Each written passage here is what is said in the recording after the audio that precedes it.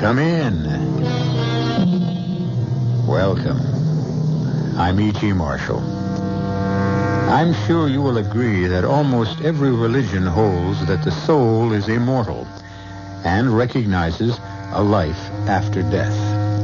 However, we're going to be telling you about people who believe in reincarnation, and they have a somewhat different approach to immortality. Those who believe in reincarnation are convinced that your soul lives on in another person's body in a later life. Some men and women even claim they remember bits and pieces of their former lives. I see a gallows. It's a hanging. I can hear the creak of the gibbet and the rattle of chains. I hear them plainly. There are people watching. People dressed strangely. Dressed in clothing of a different century. Some of them are eating and drinking. They're enjoying watching a man hang. A man like me. Me. David Matson, who lives today. I see them. And they're hanging. And I know I was there. I was there.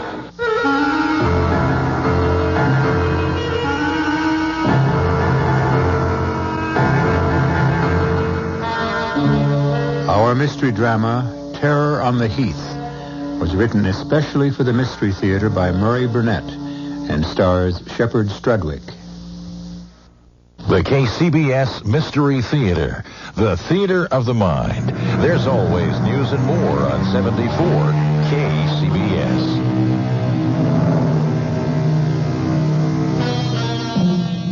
Are you a browser? I mean a browser in a bookstore? If you are, you'll readily acknowledge that bookstores are sectioned off with books in various classifications. One of the largest sections has become the how-to books. On those shelves, the reader can find a book that will tell him how to do almost anything, from painting or sewing to making a harpsichord.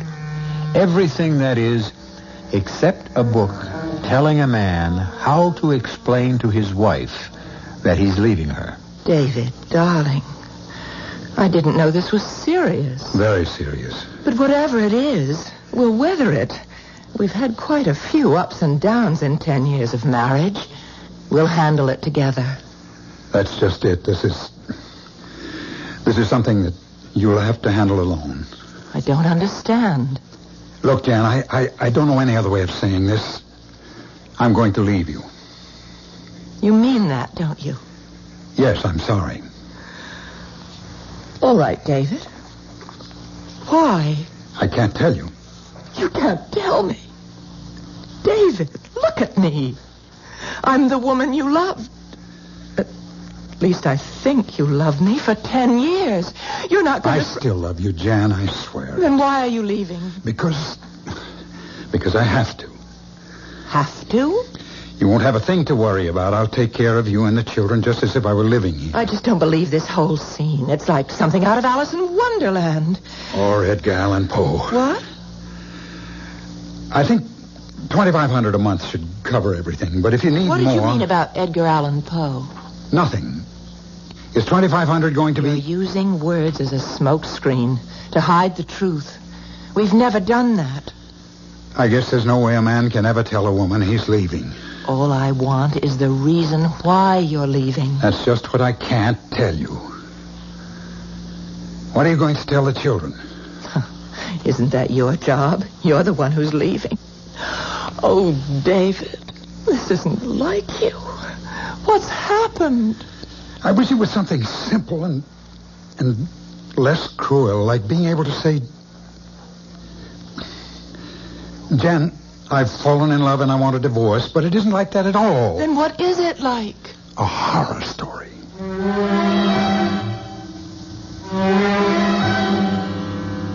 No secretary's going to tell me that Dave Matson's not into me. He'll see me and he's going to...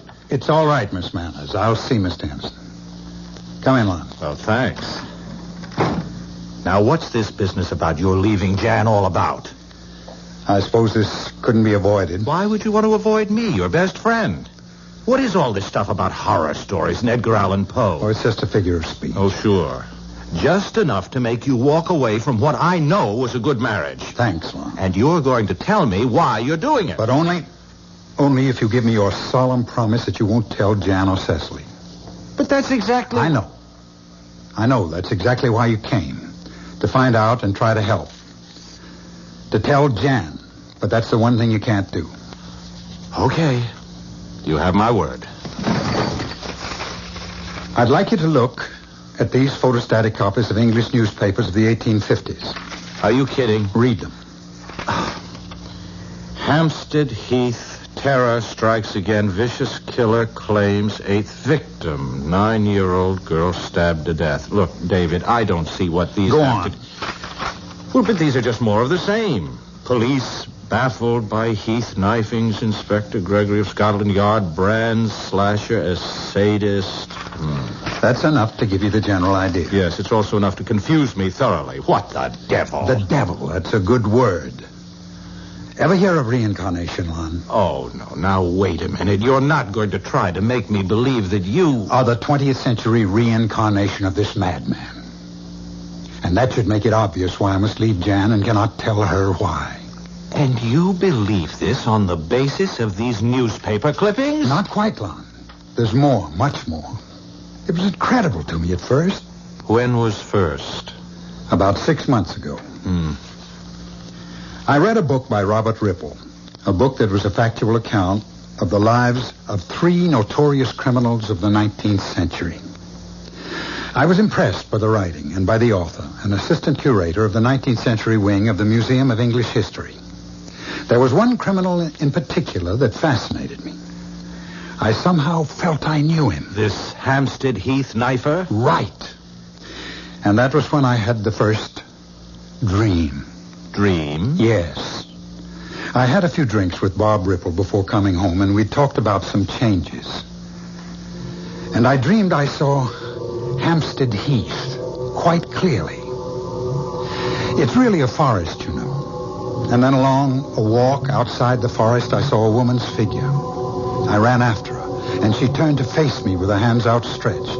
Not to welcome me, Lon, to ward me off.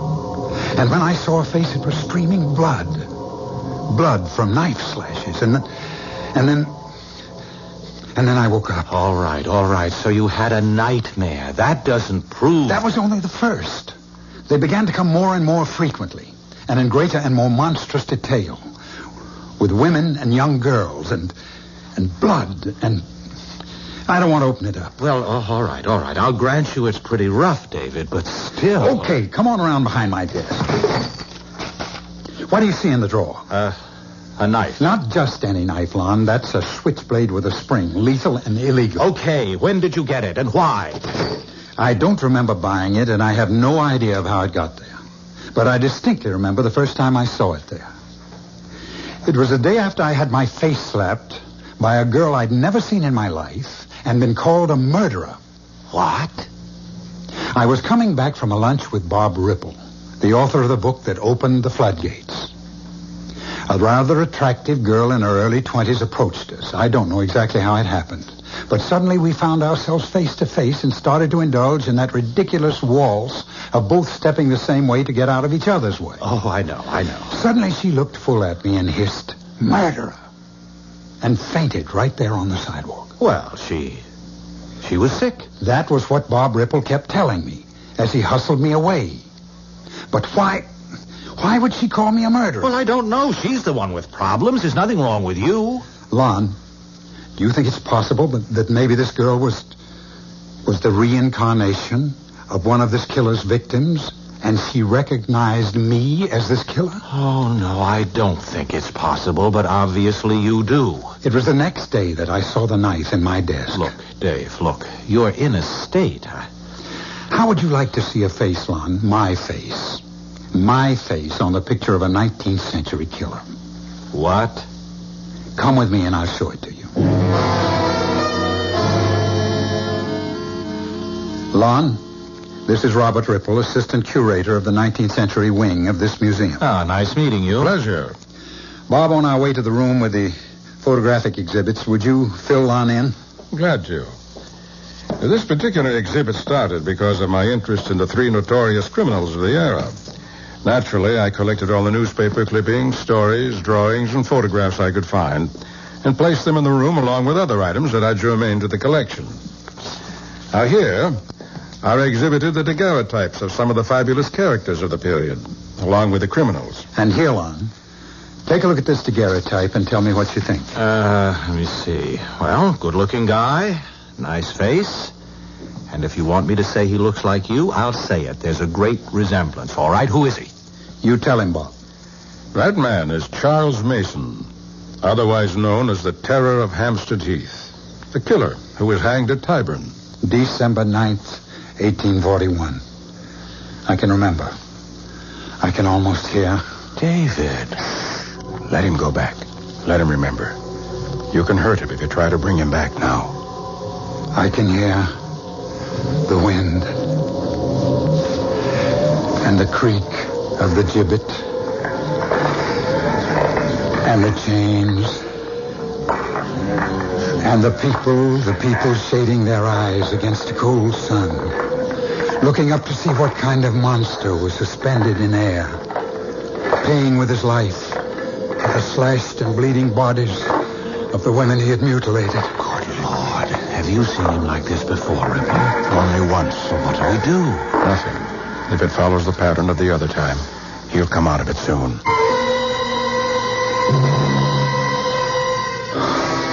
He's coming around. I'm sorry. I guess I made a fool of myself. You couldn't help it, Dave. Well, Lon, what do you think? Well, self-hypnosis. What? Self-hypnosis. You read Ripple's book. It impressed you. You became involved in the several hours you were here. You saw that daguerreotype that resembles you. And now you've hypnotized yourself into believing that you're a reincarnation of a murderous madman. I don't blame you for not wanting to believe I'm the reincarnation of a killer like Charles Mason. Look, what just happened was frightening, but not necessarily any proof that you're right. Mr. Ripple, did you write about the hanging of Charles Mason? Oh, certainly. And there was nothing Dave said that he couldn't have gotten from reading your book, huh? Yes, that's right. Or some of the other books I showed him. There have been many graphic descriptions of the hangings at Tyburn. Well, there you are, Dave. I wish you were right. Dave. Yes? I've thought of something that might just solve your friend's problem. All right, let's hear it. One of the most horrible of Mason's crimes was the murder of a young lady named Letty LeGros in 1837. Her nude corpse was found on Hampstead Heath, horribly butchered. Her clothes were never recovered. Well, what are you trying to say? If Dave could remember what clothes Letty LeGros was wearing when But how can we check out whether I'm telling the truth? I can give some kind of a description, but you just said nobody ever... You'll have to trust me, Dave. I believe there might be a clue if you're willing to give it a try. Of course. Shall we go back to the gallery? No, you stay here. I'll go fetch the daguerreotype of Mason.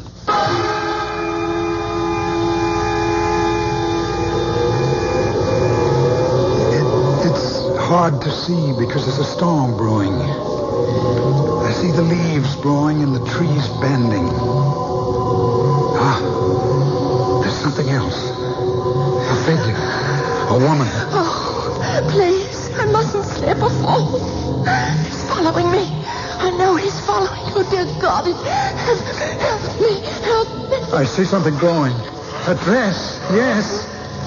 It's a dress. A long dress. The girl is holding it up as she's running. I have to catch He's it. gaining. He's closer. I can see the gleam of the knife. The dress. What color is the dress, David? Can you see? She's gone now. Gone. The color of the dress. Was it white? No, not white. It was yellow. A yellow dress with a pale matching scarf and a lace handkerchief. The handkerchief is white, but the dress is yellow.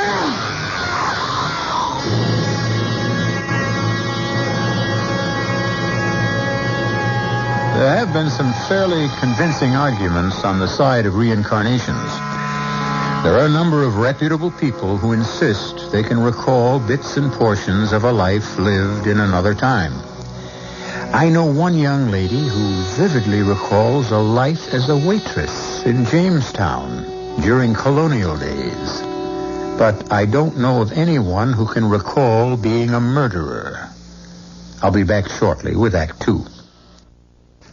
Now back to Mystery Theater on News 74, KCBS. Most people go to museums to view the works of art.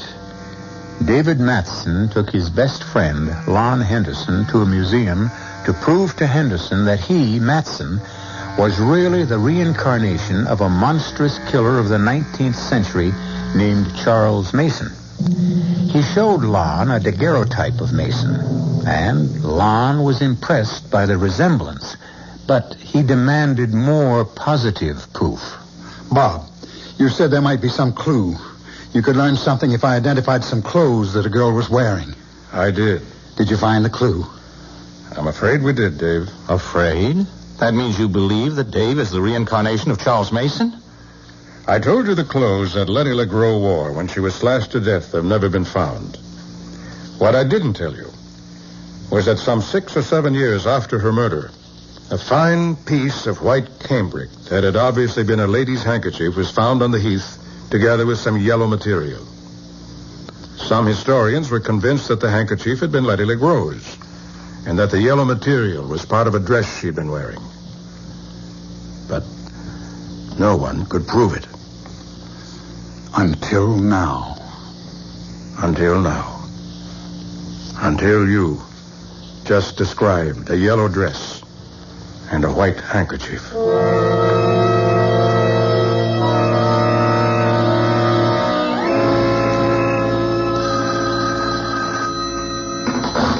Hello? Mr. Robert Ripple? Speaking. Oh, this is Mrs. David Matson. You don't know me, but... The wife of the publisher? Yes, that's right. I'd like to come and see you. What about? My husband. And the reason he left me. My dear Mrs. Matson, I find this conversation most strange. You, a perfect stranger, calling me to discuss your marital problems? Why in the world would you believe that I would be... I was told to call you. By whom? Lon Henderson. Well, I can't understand why Mr. Henderson referred you to me. Well, because he's our best friend. And I badgered him into distraction. He finally gave me your name as the one... He also has the information I have. That's all I want.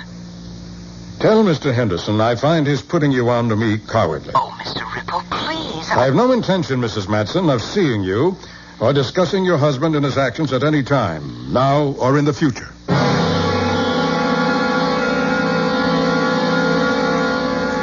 I must thank you, Mr. Ripple, for your courtesy in showing me so much of your part of the museum. Oh, not at all, Mrs. Larson. When the curator called and told me you were interested in becoming a patron of the museum, it was only natural we should try to show you the sort of things in which we spend your money. Well, and you've impressed me, very much so. If you don't think me impertinent, Mrs. Larson, how much so? Did you have any specific sum for a contribution in mind? Not precisely. I really need more information. Now, I must return to Boston later today. So, well, I just want to thank you for making time for me in your busy schedule. Pleasure. Oh, wait. This picture... daguerreotype, Mrs. Larson. Well, whatever. Now, well, this man, he looks so familiar. Who is he? A notorious killer. A man named Charles Mason who was hanged in 1841. Now, if we could move on. Just a moment. Now, this may seem a somewhat strange request, but I would like this daguerreotype. I beg your pardon. I'd like to purchase or let me say, I would make a substantial bequest to the museum if I could have this picture. And why would you want that particular picture, Mrs. Larson? I take it no other will do? Well, surely I don't have to explain. Oh, if but I you just do. Want... Guard. What? Guard. What are you doing? What? Calling a guard to escort you out of the building, Mrs. Matson. Why are you... And I'd advise you not to make a fuss. Because if you so much as utter another syllable, I'll call the police and have you arrested for impersonating a donor when you had no such intention. Now get out of here. I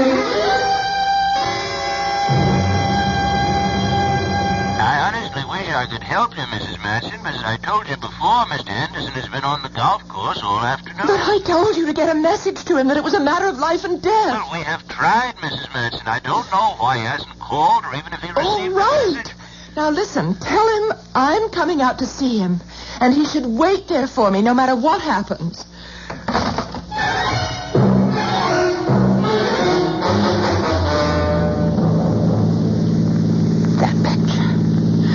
That picture. It was exactly the face of David.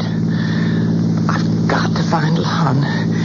He's trying to avoid me. It's too dark now for him to be out on the golf course. Oh, ouch. Oh, there's gravel. Should have remembered to change my shoes. I think I'll walk on the grass. Who's that? Is there anyone there? I know you're behind that bush. And I'm not in the mood to play any stupid games. Go on me, I forgot the knife. Oh, stop! Help!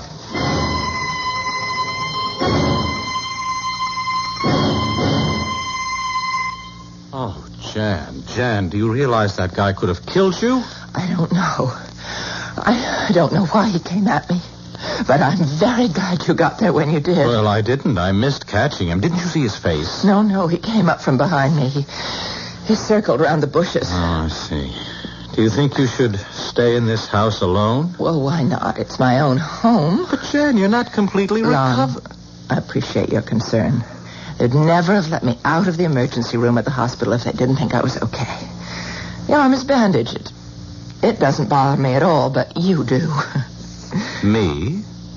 Why did you send me to Ripple? Oh. Jan, how much do you know about reincarnation? You mean the belief that your soul lives on in someone else's body after you die? Yes. Well, what's all that got to do? No, wait. David's involvement with Ripple's book has somehow convinced him that the soul of this 19th century killer, Charles Mason, was in his body. Oh, that's ridiculous. Yes. That's what I thought, too. Thought? Then you believe Jan, now that... please. After reading Ripple's book, Dave told me he felt strangely familiar with all the events that related to Charles Mason. He said he felt as if he'd almost lived them. He went to the museum to talk with Ripple about this strange phenomenon, and then he saw the picture. And? Well, you saw it. Can you deny that... You allowed a resemblance to convince you that David was the reincarnation of a 19th century criminal? I refuse to believe it. There's more, Jan. Nothing that you can say will convince me. Reincarnation of... Listen, people have been arguing about whether there really is such a thing as a soul for centuries. Now listen to me. David looked at that picture and went into some sort of a trance. He recalled actual scenes and incidents from more than 100 years ago. David is a bright man with a vast store of knowledge. His subconscious must retain his readings from hundreds of books and manuscripts. And then because of some quirk and his vivid imagination, he's able to recall it. I know. I felt the way you did, and I brought up the subject of self-hypnosis. It was then that David described the clothing of one of Mason's victims. And that's one thing he couldn't have read or heard anywhere. Then you must believe that David was right to leave me. Well, he loves you. What else could he have done? Trusted that love, trusted our years together, trusted the strength that's made our marriage work, and told me the truth and tried to work it out together. Well, how do you go about working something like this out? If David really is I'm not going to consider that possibility. You have to. Why? Because of that bandage you're wearing on your arm. Bandage? What's that? Somebody went after you with a knife. I know. And why would anyone want to slash you? I don't know. We live in a violent world. No, Jan. No, this happened at the club. This was no ordinary mugging. What are you trying to say? Look, are you sure there wasn't anything familiar about the man who attacked you? Something that might remind you of You are trying to make me think it was David, aren't you? You are trying to make me say it was David.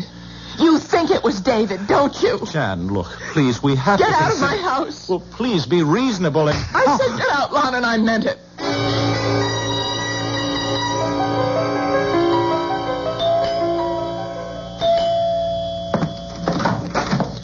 Oh, Lon. Oh, I'm so glad you came. Now, I apologize for my behavior the other night. There was no excuse. No. I forgive you, Jan. I understand. But what do you want from me now? To go with me to see Jason Beckwith and tell him everything you know about this strange delusion of David's. Jason Beckwith? He's a professor of Romance languages at the university. And he's also a highly regarded student of the occult. I shouldn't say student. He's an acknowledged authority. Jan, have you seen today's paper? No. Then you haven't read the story about the woman who was killed in the park last night? Lon, I promised I wouldn't lose my temper, no matter how many ridiculous things Now, hold you it. said. It's not ridiculous.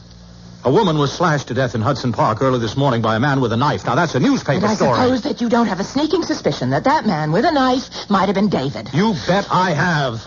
David is not a killer. All right. Why don't you call him and ask him where he was last night? He couldn't kill anyone. Are you afraid to call him?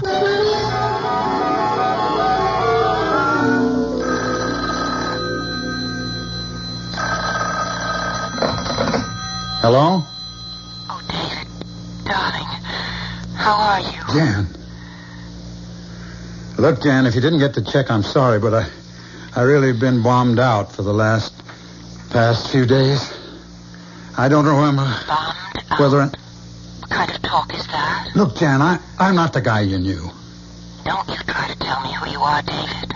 You're talking to the girl who married you. You just don't know what you're up against. But I do. I do know. You know?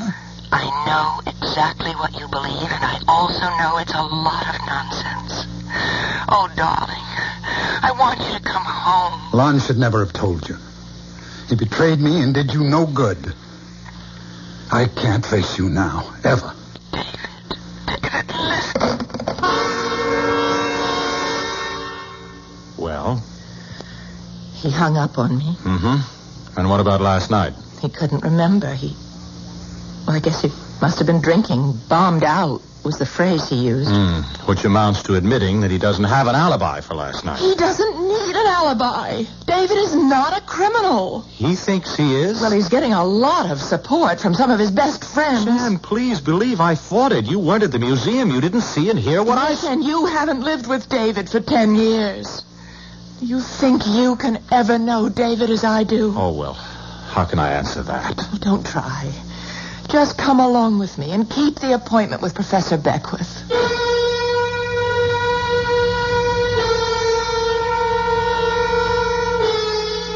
It's not unusual for a wife to believe in her husband.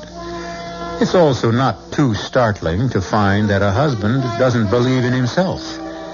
However, it's both strange and frightening to find a wife that seems to be willing to reach back into the past to prove her husband's innocence. I'll be back shortly with Act 3. The radio station that lets you use your mind. You're listening to Mystery Theater on News 74 KCBS.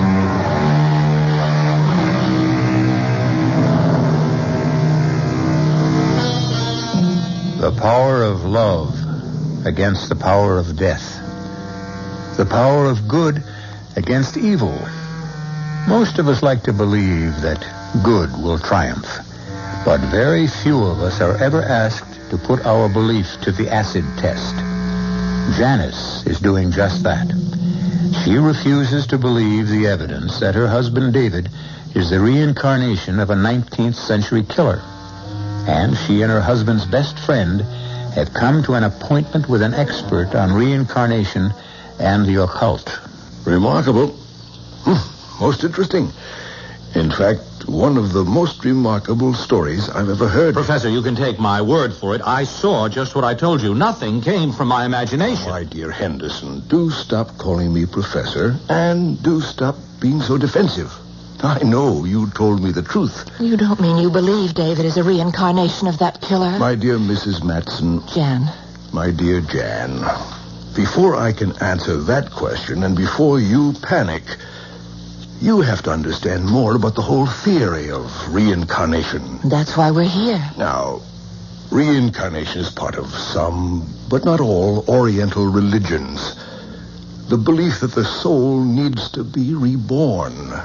And final liberation and release from this need is the highest possible achievement. But why is there a need to be reborn? Because of impurities in the soul. Oh, or sin, Professor? I'm sorry, Mr. Beckwith. The final liberation of the soul, Henderson, is possible only for a human being who has attained purity of thought.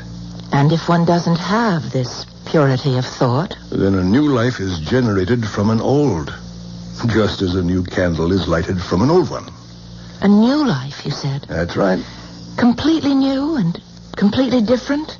Trying perhaps to rid yourself of impurities? Possibly. Well, then, how do you account for the almost total recall that Dave had for the events and crimes connected with Charles Mason? One explanation would be that he remembers them. But if David was striving for a new life... I didn't say there wouldn't be traces and memories of another life.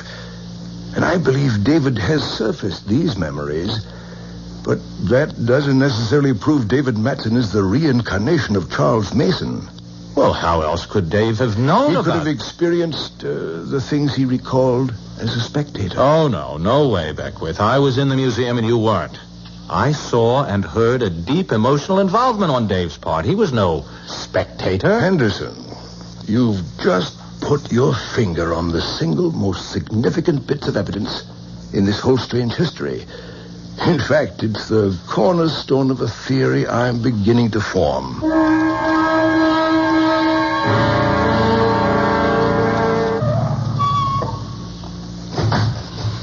Come on, Lon. Now, look, I feel like a criminal. Now, don't be silly. But I'm setting David up. He thinks he's going to see me, and wait till you see the look he gives me when you walk into his office. Come on. Where are you going? We're going in the back way. Oh. If I pass the desk, the receptionist will phone David. Oh. You know, Jan, you're really something else. I just hope that Just David... let me worry about David, Lon. All right, Dave, I'm sorry we used the back door, but... It was Jan... my idea. Jan, why didn't you call to tell? David, you look awful. You look so tired. You know, you could use a vacation up at the lodge. We could... Jan, how I wish I could... That it was as simple as that. I'd love to go away with you for a while, just the two of us. Well, we can't. What? I thought...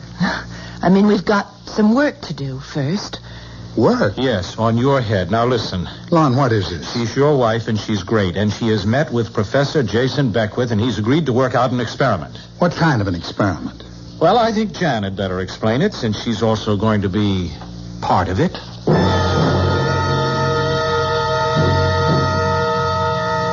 Sorry, Jan. It sounds too risky. But, darling, I've told you, it's a controlled experiment. Who's controlling it? Beckwith? Yes, and Lon will be there, too. The plain truth, Jan, is that I'm afraid. Well, of course. And you're afraid to come home, and you're afraid to see me alone, and you're afraid to face the night.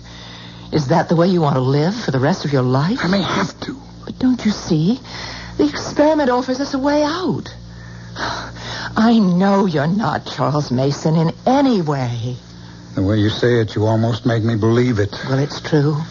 So trust me. Oh, I trust you. It's me I'm worried about. How's your arm? Oh, it's much better. You can see it's out of the sling. The police haven't found who attacked you yet. They're working on it. Now, when do you want me to arrange for this? You're badly hurt. No, it's just a surface cut. Now, listen, David, darling. Excuse me. I'll be back in a moment. I'm not feeling... David? I'll be with you in a minute, Jan. Lon, go after him. What? Go on, hurry. David. Oh, darling, don't take... gun down, Dave.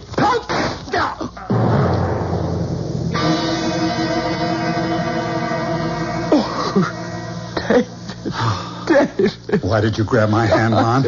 Why didn't you let me kill myself? Because that's no answer. You asked about the alternative, and this is the one that takes care of everything. Are you sure about that? What? Who are you? This is Jason Beckwith, darling. We sent for him after... After your stupidity. I knew exactly what I was doing, and I knew why. Then explain it to us. I don't have to explain anything.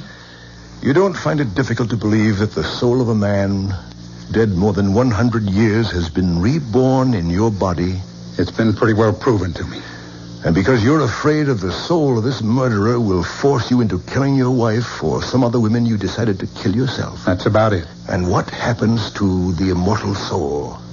What?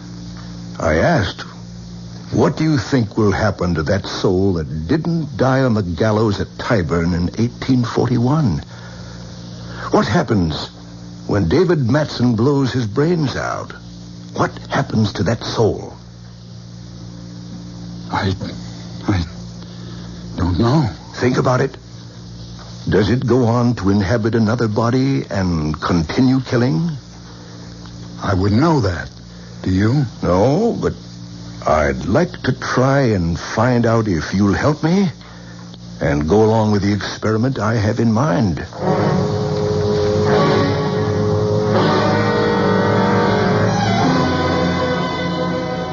You want to go ahead with this, Dave? Yes.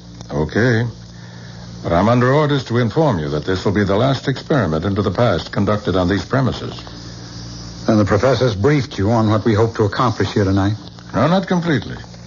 I assume it's a continuation of your trips into the past. With some additions, Mr. Ripple. Those marbles you have in that bag? Right. Interesting. I assume they're going to play some part in the proposed experiment. Oh, they are. As will the clothing I have in this box. Is that a knife? It is. With a sharp blade? As sharp as I could get it. Don't you think that... I believe that on the top floor of this museum, there's a long, narrow corridor which runs the length of the building. Correct. Connects two rarely used storerooms. I must warn you, it's probably very stuffy up there. Is there a window we can open? Well, yes, but... Good. With the exception of Jan, I suggest we all get up there quickly.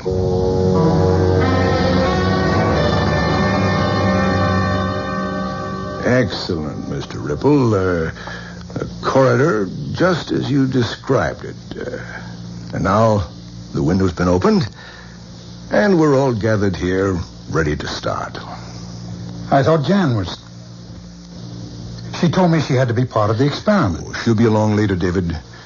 There were some things we had to keep from you. Ripple, is there any way you could light this corridor better? It's fine the way it is. I'll move down the corridor. Can you see this? Something shining. The knife is quite visible to anyone with normal eyesight, Professor. Good. Now, Henderson, if you'll station yourself about halfway down the corridor and wait there. And don't touch the marbles. Oh, don't worry. Never was any good at shooting marbles, Beckwith. Where do you want me, Professor? As we agreed, wherever you think you'd serve the museum's interest best. I think I'll stay near you. Fine. Now, what we have is the corridor, perfect view, and along the corridor, gleaming knife. David, you stand on my right. Mr. Ripple, that puts you on my left. Mm-hmm. And we all agree the corridor is quite empty. Now, Mr. Ripple, may I have the daguerreotype? Here you are. Thanks. Now, David, look closely at this face. The face of a man named Charles Mason. And David, as I drop the marbles one by one on the stone floor, they'll start to bounce. And bounce, bounce, bounce back through the years. Listen to them bouncing. bouncing down the long corridor of time. And the years slide by, alive with the echoes of the past. Do you see them, David? I see them and hear them. Ripple. I'm walking along near the top of the hill on the Heath, and I see a single horse. He's silhouetted for a moment against the moon. He comes riding, and he stops. He dismounts, and he hides so carefully in the bushes. Beckwith, for heaven's sake, what's happening? That's Ripple. He's under too. He thinks he's there. They stand stone still, the man and the horse. The bushes hide them. A lady. She's walking. She has a cape with a hood. I can't see her face. Jan, be careful. Pretty lace and pretty face are no help against sharp steel. No, it's Ripple. He's got the knife. He's down the corridor. Jan, look out! I got him. You're not going to touch him. The window, Dave. Watch the window. David, the knife! Help! Hold me! Hold! Robert Ripple was pure evil. He was also Charles Mason, wasn't he? Perhaps he just saw an opportunity to destroy a good man when he discovered that daguerreotype and realized the man in it looked exactly like you. He simply took a nameless photo and gave it a name. And gave me the horrors. But, Professor, isn't there any chance of finding out who the man in that picture really was? I'd like to know his real name. Oh, David, my darling. Let's just live in the 20th century. I admit it's difficult enough, but it's our very own.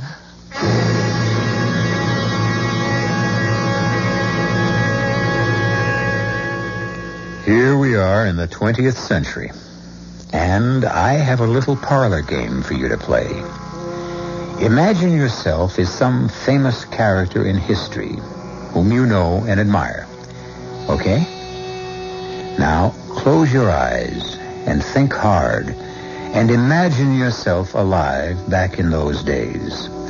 And as you think, you may see some pictures in your mind that you've never seen before. Try it. I'll be back shortly.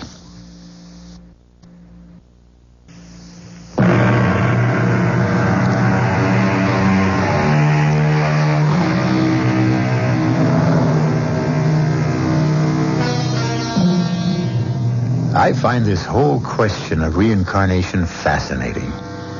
But there's an area that's not very well covered in the books and essays that have been written. And that is the question of animals and their souls. Do they possess souls? And indeed, do they return in some form as some other animal?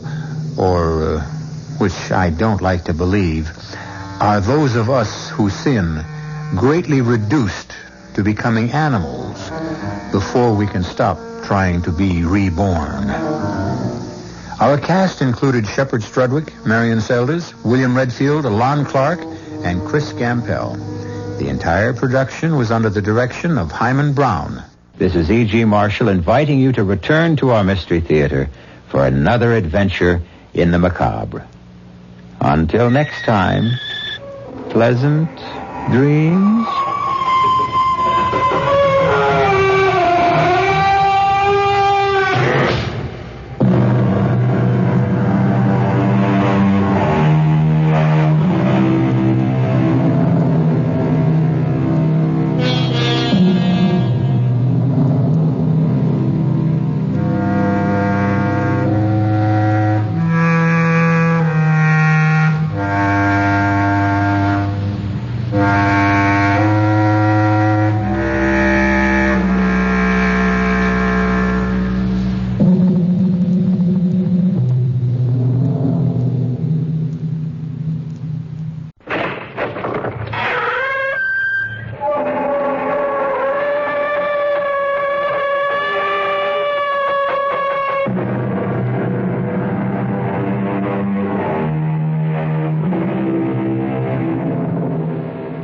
in. Welcome. I'm E.G. Marshall. Murder, we are told, will out. As will, I believe, truth. Which is to say that most murderers, though not all, are eventually exposed and made to pay for what is considered certainly the most heinous crimes of all, the taking of another's life. Such was the case with the charming, debonair, and totally amoral Greg Manchester, who felt sure he had committed the perfect murder, only to discover... You're arresting me for murder? Lieutenant, you can't be serious. I'm very serious, Mr. Manchester. But on what grounds? Yes, I shot and killed my wife, but it was an accident. No accident, Mr. Manchester. Cold-blooded murder. And we can prove it. How can you prove murder when there was no murder? It was an accident, I tell you. I only wish to heaven there'd been a witness to prove what I say. There was a witness, Greg. A witness who can prove it was murder.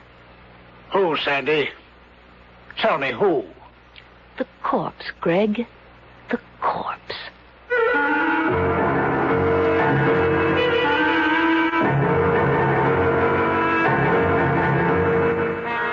Our mystery drama, The Eye of Death, was written especially for the Mystery Theater by George Lothar and stars Joan Hackett. It is sponsored in part by Sign-Off, the Sinus Medicines, and Anheuser-Busch Incorporated, Brewers of Budweiser. I'll be back shortly with Act One.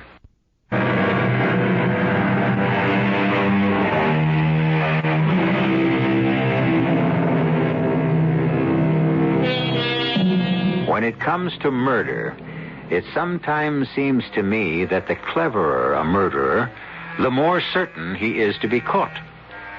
For as the annals of crime reveal, he tends to outsmart himself. Dr. Crippen, Landru, George Joseph Smith, to mention but a few, all without exception flatter themselves on having committed perfect crimes, when in truth they had trapped themselves by overlooking one single minor little detail, as did a certain gentleman named Gregory Manchester. Listen. Murder? You are accusing me, Sandy, of planning to murder your mother? Is that what you said? Don't twist my words, Greg. I said it wouldn't surprise me if she had a fatal accident and died suddenly. Oh, Sandy, don't even speak of such things. Just the thought makes my heart skip a beat. I'm sorry, Rose. How is your heart? Oh, same. Mother thinks I ought to see another doctor. Sandy, I'm sorry you feel about me as you do. I hoped when I married your mother that you'd become as much my friend as your sister has. Why, if you could have heard me talking about you at my club, how proud I was going to be to have the famous photographer, Sandy Oakes, for a stepdaughter. Can't we be friends, Sandy? Friends? Sorry, Greg, but your charm is wasted on me. You charmed my mother into marrying you, charmed her into turning over all of her money to you, charmed her into taking out a $100,000 life policy with you as a beneficiary, Well, now, my dear, why not? After all, Sandy, I am her husband. And a fast worker. Married less than a month. You certainly haven't wasted any time getting this marriage to pay off for you. Oh, now you're accusing me of marrying your mother for her money. Is that it, my dear? You can believe it. Oh, now, Sandy. Rose, it's true, and I'm telling you straight out. This clothes horse with his blonde hair and his Sir Walter Raleigh manners is nothing more than a sharp operator, a con artist. And that's what I've come here to tell my mother, and I will tell her if she ever gets out of that bath and comes down here. Sandy, you're all upset. Upset? I'm steaming, and I've been steaming ever since I heard about this new life insurance policy. When Mother phoned and said that she'd just taken out a $100,000 policy with dear Greggy as a beneficiary, I could have... Oh, what is that? What? Oh, it's a stain on the ceiling. It's a water stain. The bathroom is just above us here. Oh, now, don't tell me the tub's overflowed. What? If your mother's had another of her fainting spells in the bath, you better get up there. Come on. What fainting spells? Mother's never had a fainting spell in her No, life. you're wrong there, Sandy. She never told you, but she's had a number of them. Sudden blackouts since your father died. The shock of his death, I don't know. And she's had two since we married a month ago. God grant she hasn't had another. Not while taking... Oh, here we are. Oh, no. Mother! Mother! He killed her, Joe. He killed her. Now, sweetheart... Joe, he did. He drowned her in that tub. All of that talk about sudden fainting spells, blackouts. No way, Joe, no way. Now, look, my dear, lovable bride-to-be, I don't like Gregory Manchester any more than you do, and I couldn't agree more that he's the phony you claim he is, but you're no fool, Sandy. A camera nut, maybe, with that camera of yours always slung around your neck, but you... Joe, photography is my business, and I don't know how many pictures I'd have missed if I didn't keep this high-powered Instamat ready at all times. And really, I don't know why it bothers you. Well, it's nothing. Oh, excuse me. Yes. Yes. Have them come right in. Manchester and your sister. I'm going to try to get Rose to move in with me now that Mother's gone. Come in, Rose. Mr. Manchester. Thank you. Hello, Sandy. Hello. How are you feeling, Rose? Oh, all right. I want to talk with you privately after the reading of Mother's will. What about, Sandy? Later, dear. Well, we're all here, so I'll get started. I, Geraldine Oakes Manchester, a resident of the city of... Wait a minute, Joe. Yes? Geraldine Oakes Manchester? Your mother made a new will after she married Mr. Manchester, didn't she tell you? No. Well, she told me she was going to. She didn't. I'm sure I know why. Another slap at me, Sandy. Are you implying I changed her mind about telling you? If the shoe fits, Greg? Now, hold it, please. We're here for the reading of a will, and I suggest we get on with it. I, Geraldine Oakes Manchester, a resident of this city...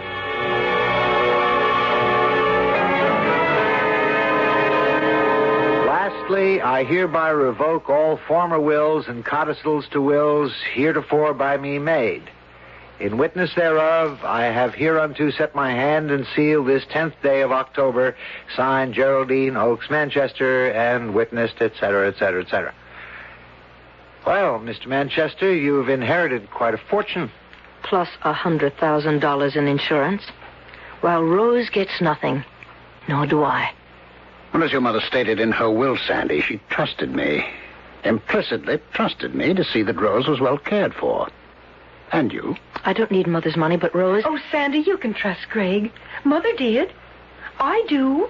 I know you do, Rose. You trust everyone. You always have. Possibly because she hasn't let the world make her as cynical as it has made you. Oh, now, just a minute, Mr. Manchester. I can take care of myself, Joe. More important, I can take care of Rose, and I mean to. But, Sandy, I'm going to be all right.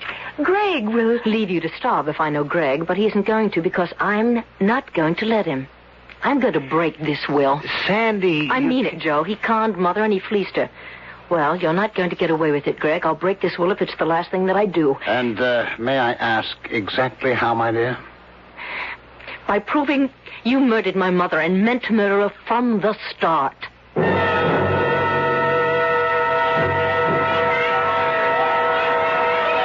Have some more shrimp Creole, Florence? Oh, Greg, darling, I couldn't. I simply couldn't. You know I'm on a diet. Oh, nonsense. This is no time to stay on a diet. In the first place, it's Mardi Gras week. In the second, I brought you to the finest restaurant in New Orleans. Oh, you dear, delightful man. And in the third place, why anyone with your figure feels the need to diet, that baffles me utterly. Oh, you are a dear and delightful man. Greg Manchester, you are almost as... No, I'll say it. You are as dear and delightful as my late husband. Oh, Greg, I'm so glad we met. So glad. Well, so am I, Florence. You know, only a week ago, I was the loneliest man on earth. Oh. Lonely in the way only the bereaved can be lonely. Even though it's months since Geraldine passed on, I thought I would never get over her loss. And then, my dearest. You don't mind if I call you my dearest? Of course not. Well, I met you, and life became worth living again. Oh, Greg, do you know that's exactly the way I felt? Feel? I thought as much. We've known each other only a week, my dear, but what a week it has been. Oh, yes. And for my part, Florence, You won't be offended. No. Well, for my part, you're the woman I've been looking for since my own dear Geraldine passed on. Oh. The woman I felt sure I would never find. Oh, Greg. Greg, you dear man. Then you're not offended. Offended? It wouldn't be if I... If you what, darling? If I asked you to become my wife. Oh, dear, I have offended you. No. Oh, you've made me so happy. I think I'm going to cry. In fact, I know I am. Greg, what? Is something wrong? No. But excuse me a moment, Florence. I'll be right back.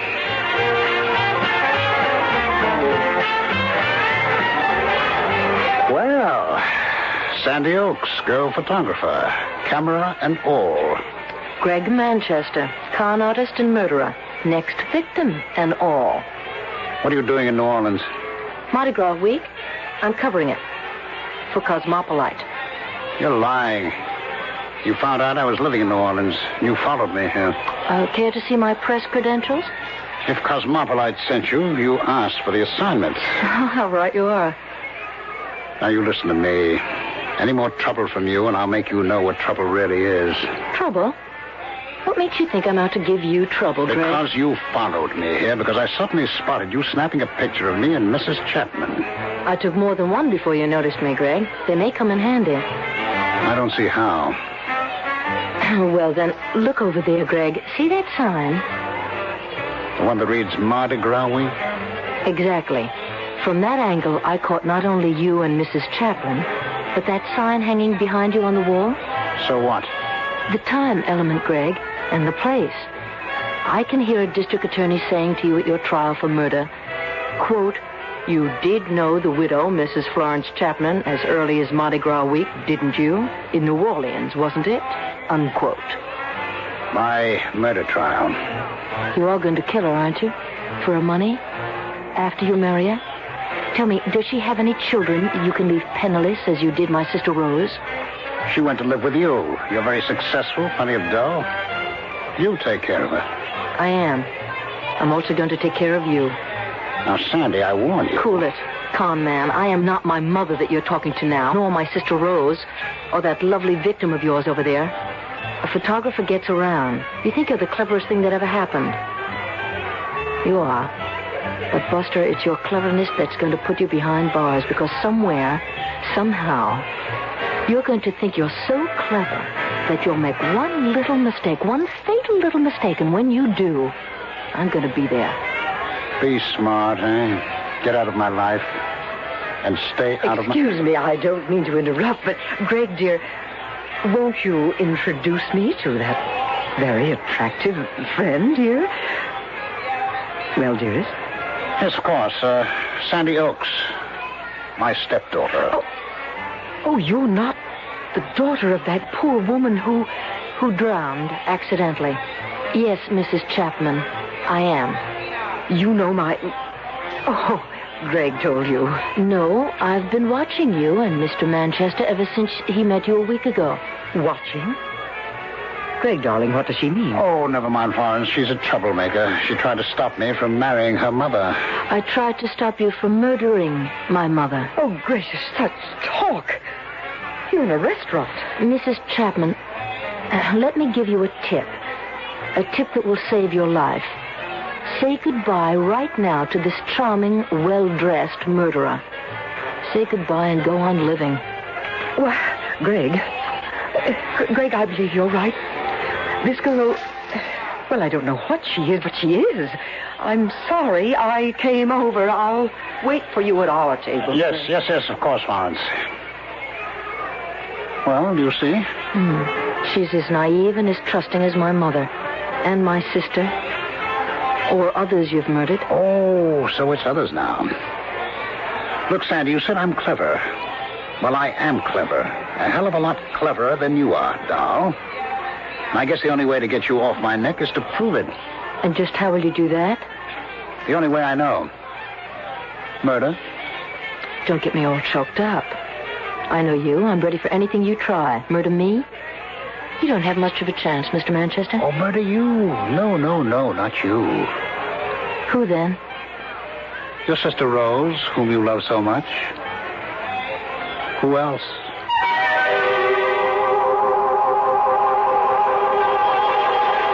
Inevitably, it had to come to this. The challenge. The squaring off. The gauntlet flung down between a cold-blooded murderer and a self-sufficient girl like Sandy Oaks, who's been around. Is she right? Will Greg Manchester make that one fatal mistake she says he will? Perhaps we'll find out when I return for Act 2.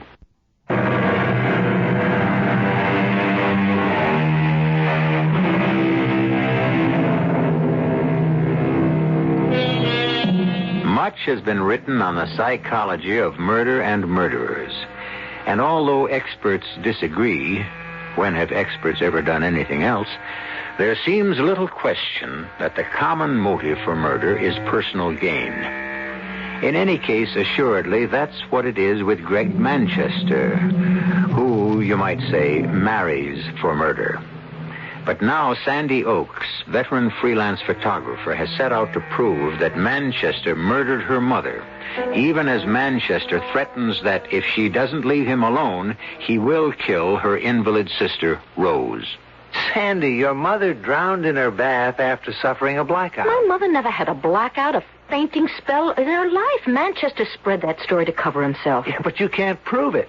And until you can, I'm warning you, drop it. I'm not afraid of a suit for libel or slander, if that's what you mean. What I mean is, I'm afraid for your life, if what you say is true. It's Rose's life I'm worried about. If anything happened to me, she'd be alone and penniless. You don't ever have to worry about Rose while I'm around. You know that. Of course not. But, good Lord, I didn't realize it was this late. I've got to rush. What? Just when I was about to invite you to lunch? I'm sorry, darling, but I'm due at the Metropolitan Photographic Exhibit in half an hour. I promised to advise the committee on how to hang the prize exhibits. Oh, including one of yours. Which reminds me, I owe you an apology. An apology because I won a prize?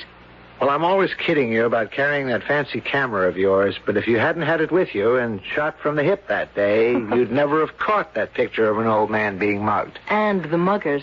Oh, the cops nailed them because of what I photographed. Which reminds me, I've got to see Lieutenant McCoy at headquarters after the photo exhibit. What for? The information I dug up in New Orleans about Greg Manchester. Now, it may not mean anything to you, darling, but I'm hoping it will mean plenty to Lieutenant McCoy. It means nothing to me, Sandy, nothing at all. But, Mac... Sandy, I checked it out. Yeah, sure, Manchester was married before he met your mother. And sure, his wife died of an overdose of sleeping pills, but the coroner's verdict was death by accident. Oh, Mac, you put me away. You really do. I don't get you. His wife dies of an overdose of sleeping pills, and he inherits over $50,000. He marries my mother. She dies by drowning. He inherits every cent she has, plus an insurance of $100,000, taken out less than a month before. 2 deaths, 2 so-called accidents, and Greg Manchester hits the financial jackpot. That doesn't strike you as fishy? Oh, yes, but Now he's going to marry this other wealthy widow, Florence Chapman, less than 3 months after my mother dies. Sandy... Oh, and he threatens to kill my sister Rose if I don't lay off. And you sit there and you tell me that you don't think that Manchester is a cold-blooded murderer. No, I didn't say that. I said he's clean, Sandy. As a cop, I got to play it by the book, the rules of evidence. Maybe Manchester did kill your mother and his previous wife, but I haven't got a shred of evidence to prove he did, and neither of you. Well, have you? No, but I'm going to get it. Sooner or later, Manchester is going to make one slip. One little slip, and I'm going to be there when he does. Taking pictures of him as he does, I'll bet. It isn't funny, Mac. No, I'm just cracking wise about you and your trusty companion, that camera. Laugh. But it caught you a couple of muggers, and Mac, it may catch me a murderer.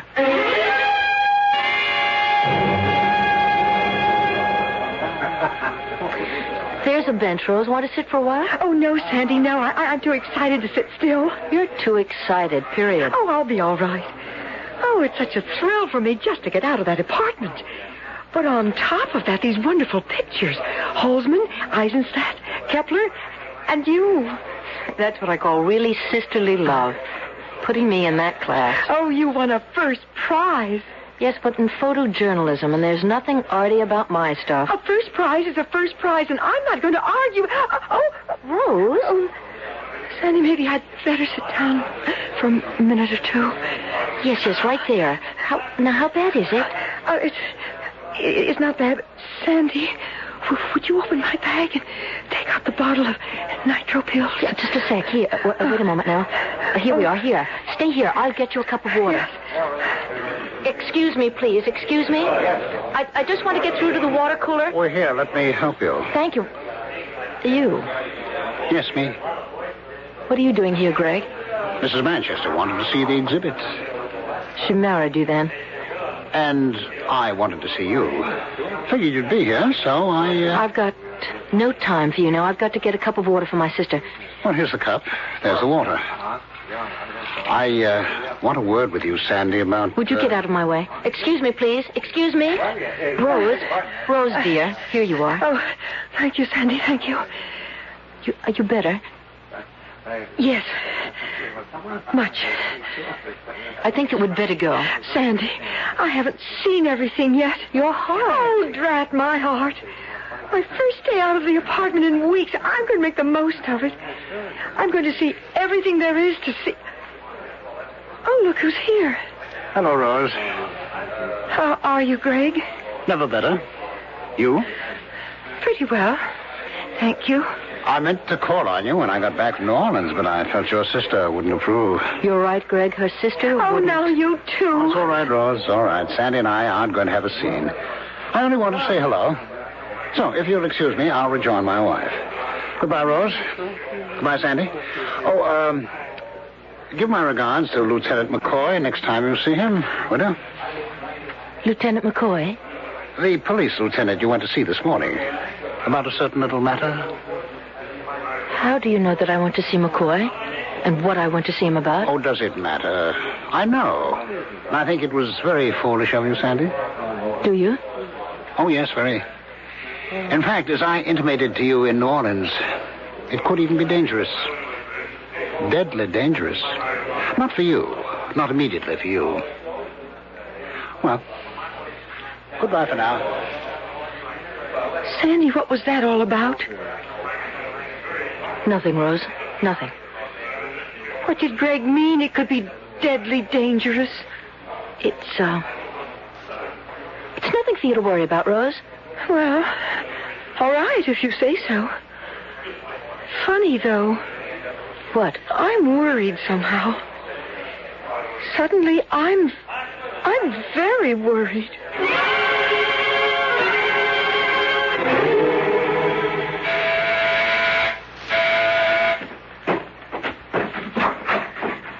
Joe. Oh, nice to see you. Come in. How are you, Rose? Oh, I'm fine. Now, no fibs to your brother-in-law-to-be. What? I talked to Sandy on the phone. She said your heart gave you a little trouble at the photography exhibition this afternoon. Oh, nothing my nitro pills couldn't handle, and did. Oh, good. Where's Sandy? 3 guesses. The dark room. Give the man a cigar. Or would you rather have a drink? A drink, and I'll make it. Sandy said you ran into Greg Manchester at the exhibition. Yes. I'm worried, Joe. About what? Greg said a funny thing to Sandy. It seems he heard somehow she'd gone to see Police Lieutenant McCoy. McCoy, about something. He didn't say what. And Sandy wouldn't tell me, but anyhow, he said he thought she was very foolish to do anything like that. And that it could be deadly dangerous. Those were the words he used. Deadly dangerous. I see. Sandy didn't tell you? No, she didn't. But not for her. That was the funny part of what he said. Not deadly dangerous for her. Not immediately.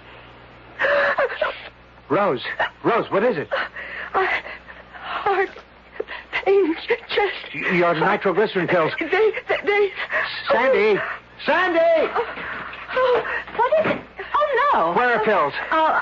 Bedroom. I'll get them. Rose, now, let me get you to the couch. Lay you down here. There. Cushion behind your head. Sandy, hurry it! Yes, here. Here, Rose. Open your mouth. That's it. Water, Joe? Yeah. Hurry, Joe. Yeah, here you are.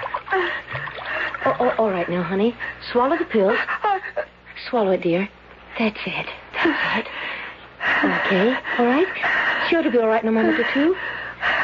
Rose, dear. Is it having any effect? Oh, Rose, is the pain letting up? Rose? Joe! Here, let me. Joe?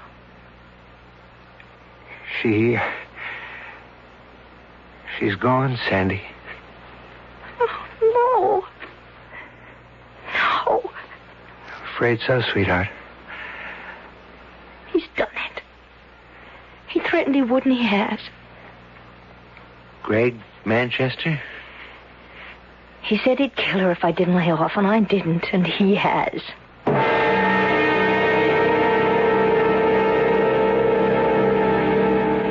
Thank you, Mac. Goodbye.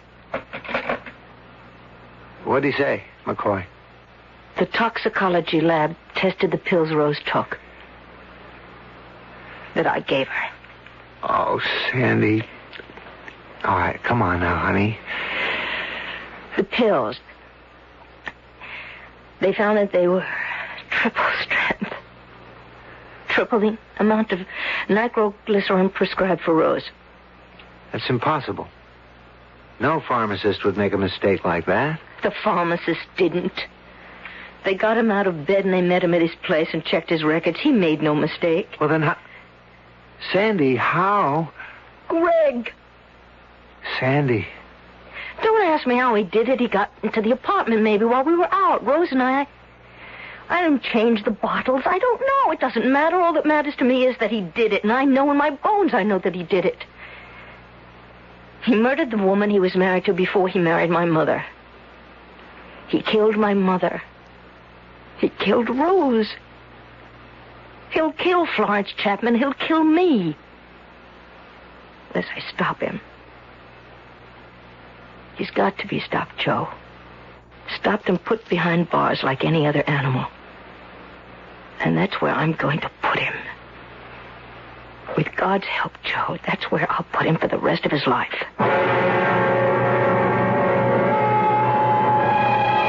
Brave words. Words spoken under the pressure of emotion. Well, I think I can tell you at this point that Sandy did put Greg Manchester behind bars for the rest of his life when he made that one fatal slip. I was about to say that he overlooked something. But the fact is, he never saw it. But Sandy did. Or, to be more precise, her camera did. I'll return in a moment for Act 3.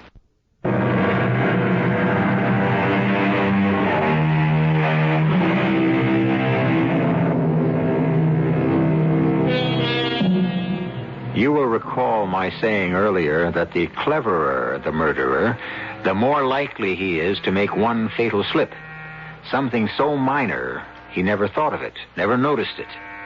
What slip will Greg Manchester make? So far, he's got away with his killings.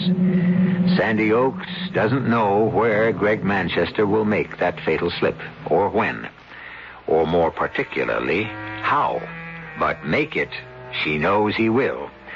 And as I've told you, make it he did. The question is, what insignificant but very final mistake did he make? You dare show your face here? I came here to this funeral home to see Rose for the last time. I am her stepfather, Sandy, and have the right. Murderer. Sandy. Get him out of here, Joe. It's no need, Joe. I'm going. May I have a word with you outside? Of course. Sandy, pull yourself together. Well? Joe, you're a lawyer. Would you give me some advice? What am I to do with her? She hates me. Has hated me from the moment we met. I don't know why. Chemistry, I suppose. Not much I can say to that, Greg, except you're a liar. I beg your pardon?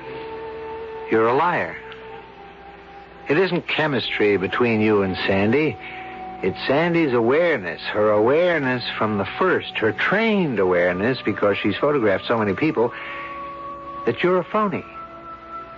I agreed with her about that after only short acquaintance with you, Greg, but I didn't agree with her that you're a murderer. I agree now. You can't mean... You think I murdered Geraldine? I think you murdered Geraldine and Rose. I think you murdered another woman. In fact, probably other women. You can stand there and to my face say... Say it because it's obvious. There's such a thing as coincidence, Greg. But your history, your married history, goes beyond coincidence. Then you are calling me a murderer. I thought I'd made that plain. You're skating on thin ice now, and you're going to go through it. And when you do, you're going to find the water bitter cold, Greg. Bitter cold.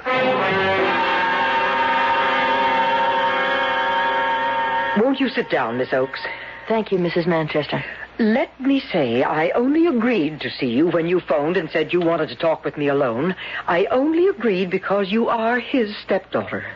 Mrs. Manchester, I wanted to see you because someone should warn you. Greg Manchester is a murderer. What are you saying? He murdered my mother. He murdered my sister Rose. He murdered the woman he was married to before he met my mother. He's going to murder you. My dear, do you realize the gravity of this accusation? The important thing is that you realize What it. I realize is that you are a bitter and malicious young woman who, for some reason, I am totally unable to understand, wants to malign a man who has never done anything but good for you. Good? What do you mean? Your mother left him all her money, didn't she? Yes. He was also the beneficiary of her life insurance, wasn't he? Yes. And all of this, the fortune he might have had, he turned over to you and your sister. Is that not so? It certainly is not so. Greg told me. Then he lied. He tricked my mother into giving him control of her money, power of attorney and all of that, and then taking out a $100,000 life insurance policy, and then he killed her. Can you prove that? No. I can't, not yet. But whether I can or not, I think what you should keep in mind is that at least 2 previous wives have died suddenly and mysteriously after giving him control of their money. Have you? Why, yes, I have. Oh, but I can't believe this. I won't believe it. My husband is one of the most dear and delightful men I've ever met. Thank you, my dear. Thank you for your trust in me. Greg, we didn't hear you come in. Well, I'm glad you didn't. Otherwise, I'd not have overheard my stepdaughter's accusations. Sandy, I must ask you to leave. And please, don't come back. Goodbye, Mrs. Manchester. And good luck. Well, I hope that's the last we see of her. I'm sure you didn't believe the lies she must have told about me. Why, no, of course not, Greg. You don't sound altogether sure, Florence. Why, yes, I am. Only, Greg, you told me you had handed all your former wife's fortune over to her daughters. No. What? Well, you misunderstood me. I said that I intended to do it. But I haven't had time to get around to it yet. It's quite involved, you know. Certain legalities which take time and... You don't believe me, do you? No, I do. Only I'm certain you said you had already given them the money. No, you're mistaken, my dear.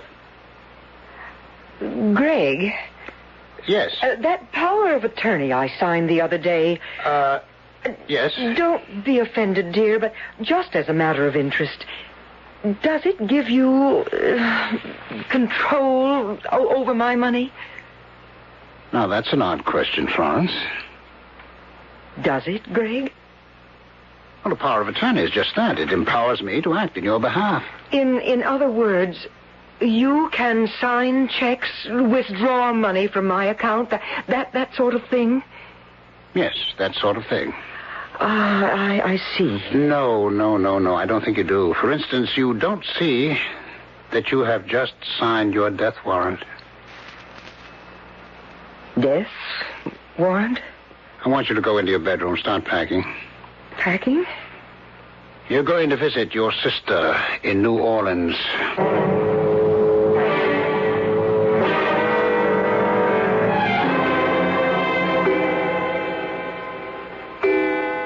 Midnight. Make the call, Florence. Make it or I'll shoot you right now.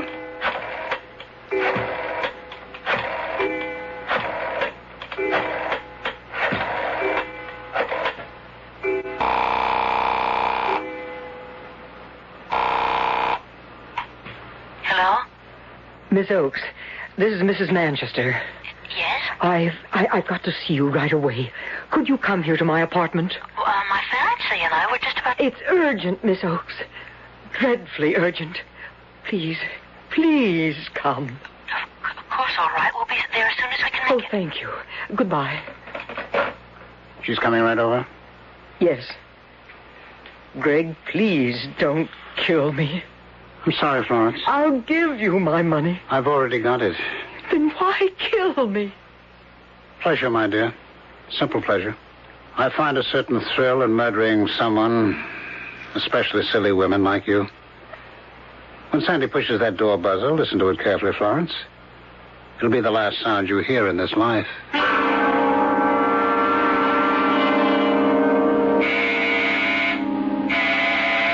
Greg!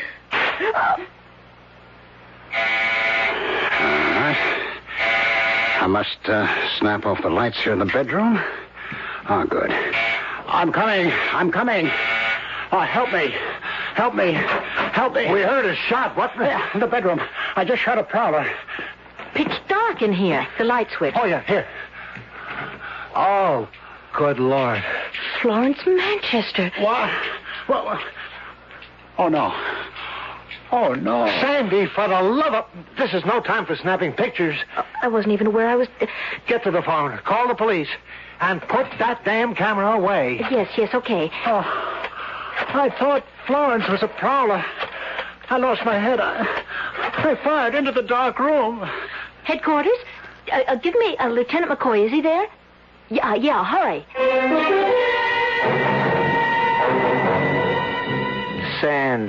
Sandy, please. Look at it, Joe. Look at it and tell me, what do you see?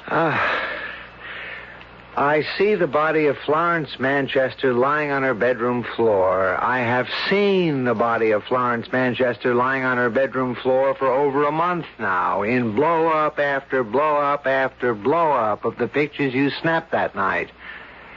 This blow-up, well, good Lord, Sandy, it's the biggest yet. Why? Because these pictures prove Greg murdered Florence, that's why. You keep saying that, but you don't tell me what proof. Because... I don't know. Because it's staring at me in the face and I can't see it. Joe, look at it, please. Just look at it. Look. No. Joe, just look. I've had it, Sandy. All right.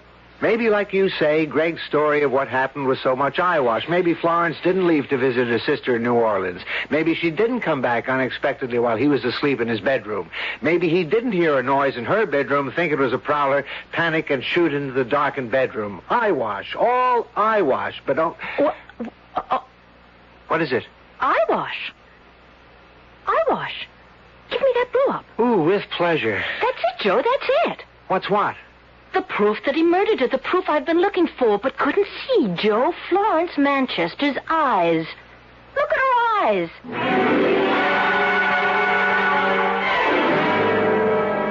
Manchester, you've been booked on a charge of murder. The murder of your wife, Florence. Now, look here, Take Lieutenant. it easy. Thanks to your stepdaughter, Sandy Oakes, here, we have positive proof that you deliberately and with malice aforethought shot Florence Manchester to death. What proof? I told you she packed her bag. You saw it in the bedroom and left to visit her sister in New Orleans. But had come back unexpectedly, according to your story. And I fired a shot into her pitch-black bedroom, thinking she was a prowler. That's what happened. That's the truth. No, it's a lie. This photograph of your wife's body, Sandy took it within a minute or two after the shot was fired. So? Look at it, Manchester. Look especially at the eyes. The eyes that are open and staring at the ceiling. What do you see? Her eyes. What else am I supposed to see? The size of her pupils. Look at the pupils of her eyes. Tell me what you see. I see the pupils of her eyes. Contracted. Contracted to the size of a pinhead. The human eye is like a camera, like that Instamat Sandy always carries. The darker an object or a place, the wider the pupil of the eye expands. The brighter an object or a place, such as your wife's bedroom, the narrower the pupil becomes, contracts. What's more, Manchester, when a person is killed instantly, as your wife was, the pupil remains unchanged for 2 to 3 minutes. You're saying it. The photo says it, not me. You stated that you fired that shot into a dark bedroom, killing your wife by accident. Her eyes, contracted to pinhead size, prove that she died in a lighted room, a brightly lighted room. If you have anything to say, make it in the form of a confession, won't you? On second thought, I'm not sure we need bother. It's all on film, Manchester.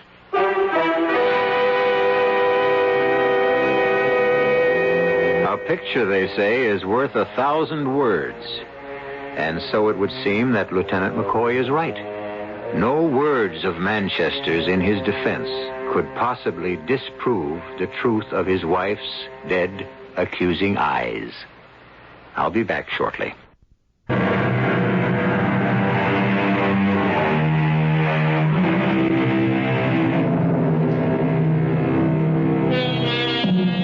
Gregory Manchester is no longer a name, but a number at State's Prison. Sandy's name has changed, too. From Miss Sandy Oakes to Mrs. Joseph Norman. Hasn't changed her habit of carrying that camera wherever she goes, however. But she seems to use it more and more these days, snapping pictures of a baby named Joe Jr. Our cast included Joan Hackett, Ralph Bell, Robert Dryden, and Joan Shea. The entire production was under the direction of Hyman Brown. And now, a preview of our next tale. Mrs. Tipton, it's really hard to see where I'd fit in. I'm a trained social worker. That's how I make my living. At least, that was how I made my living. I was discharged 6 months ago. They were cutting down, and... Well, I haven't been able to find anything in my field, and I'm running short of money, so I'm willing to take almost any kind of job if it's respectable. Look, I'm not going to ask you to do anything you wouldn't ordinarily do. Well, do you need a secretary? Something like that? I think I could manage that, maybe. Or be a companion. Oh, I don't want a secretary or a companion. Why would I? I never do anything, and I prefer being alone. Well... What is it that you do want? I want somebody to live for me. To live for you? Radio Mystery Theater was sponsored in part by Anheuser-Busch Incorporated, Brewers of Budweiser, and Sign-Off, the sinus medicines. This is E.G. Marshall inviting you to return to our Mystery Theater for another adventure in the macabre. Until next time... Pleasant dreams.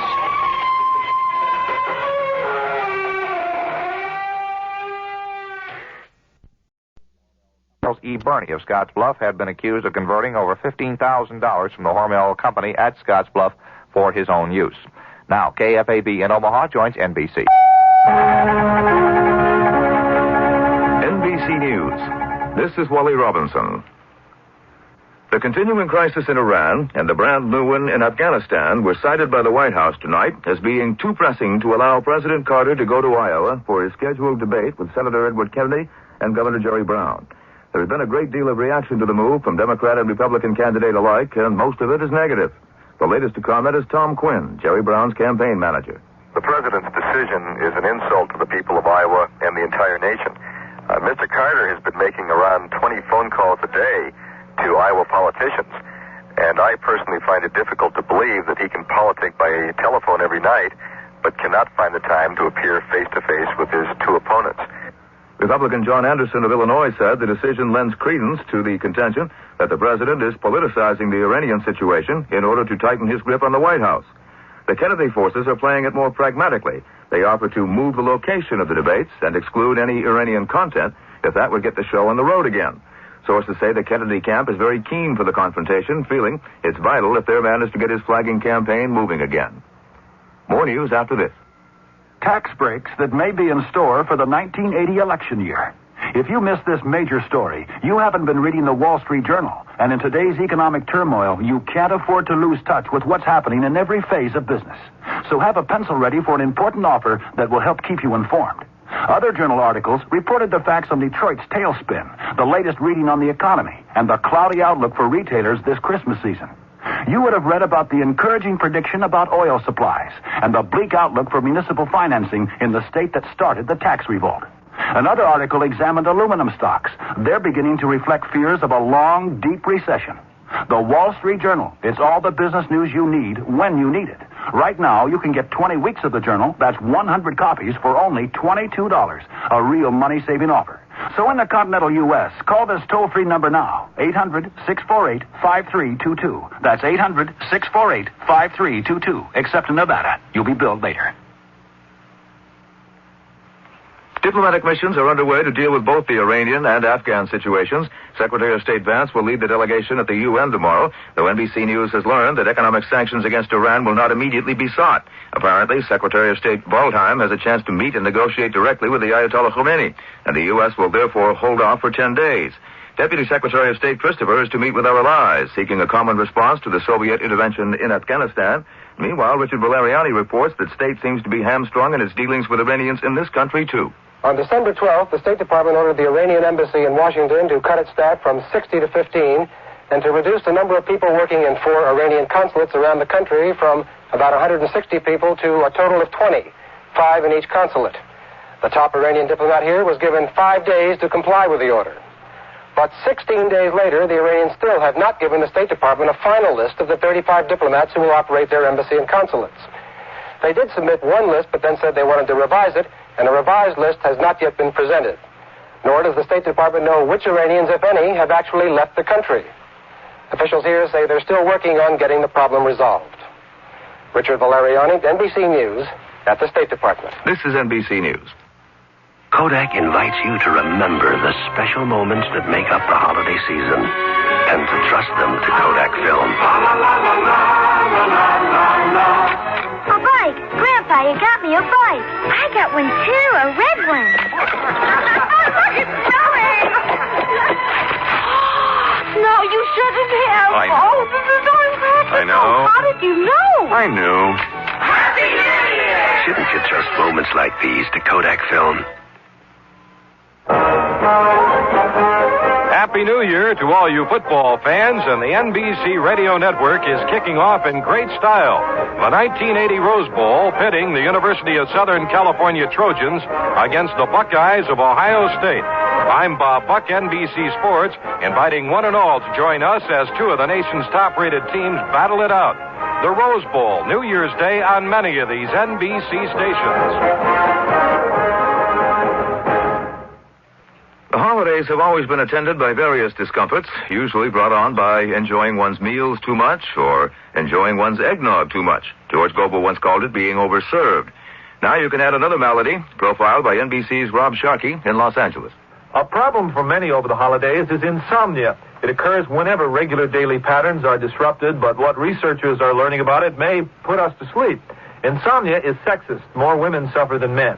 It's often caused by agrypniophobia, fear of not being able to sleep. Caffeine and nicotine are also causes. Both are stimulants. Alcohol can be, too, making your nightcap an eye-opener. Sleeping pills lose effectiveness after a few days. But what will work is Protein, because it contains a natural sedative.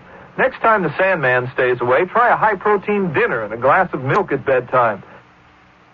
Wally Robinson, NBC News. In Omaha and Council Bluffs, we have 29 degrees and some light snow. Lincoln, cloudy skies and 30. This is KFAV in Omaha. Now, the Mystery Theater.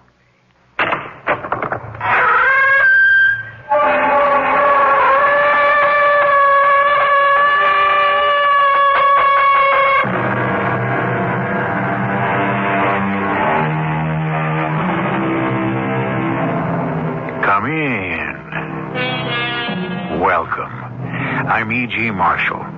By the time this settlement of immigrants established itself as the United States of America, it had already produced, alongside its statesmen and traders, various writers of distinction who would come to be respected and admired all over the civilized world. Once the new republic was formed and proclaimed, the land burgeoned with many more, of whom one was Washington Irving, born in New York City in 1783. The drama we're about to present for your enjoyment is a free adaptation of one of his stories. But Gottfried, you live like a solitary. You live like a monk. Not at all, Carl. Paris is full of women. Fastidious, flirtatious, fascinating. I love them all. Well, that's all very fine, but there should be one in particular. There is. I see her every night. Where is she? Why haven't I met her? Because, my dear friend, she lives in my dreams.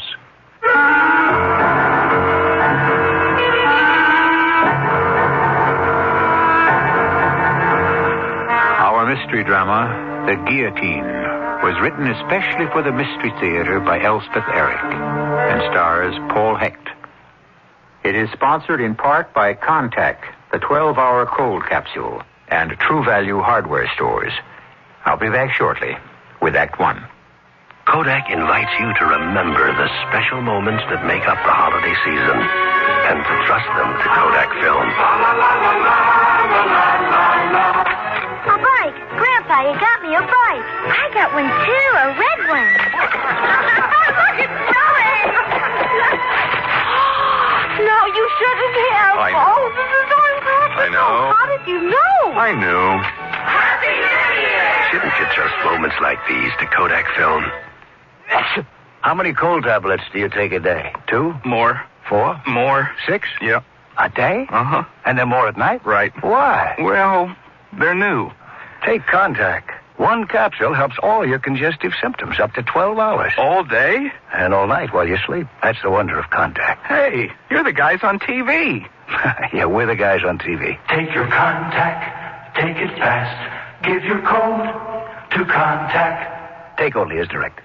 This is the season when Dean's camera centers are specially helpful to camera bugs. Dean's have a complete stock of Kodak film, black and white, color, and self-developing for beginning photographers as well as professionals. And the holidays are one time you won't want to get caught short.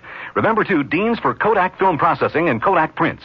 You'll want to get those slides you took during Christmas and New Year's developed quickly and professionally. And Kodak picks up and delivers to both Dean's camera centers every day. So have a happy holiday, and for film or processing, visit Dean's Downtown or Dean's Countryside Village Camera Center. If you think it takes you a long time to make yourself look good, just think. It took national parks thousands of years to become the natural beauties they are when you visit them today. But will they still be that beautiful when you leave? Everyone likes to have a good time, but litter is no fun for anyone. So remember, leave your footprints on the trails, but leave your candy wrappers, film boxes, lunch bags, and other trash in the trash cans the Park Service provides. This message from your National Park Service, U.S. Department of the Interior. On Council Bluffs at 29 degrees and light snow. Lincoln, 30 degrees and some cloudy skies. This is KFAB.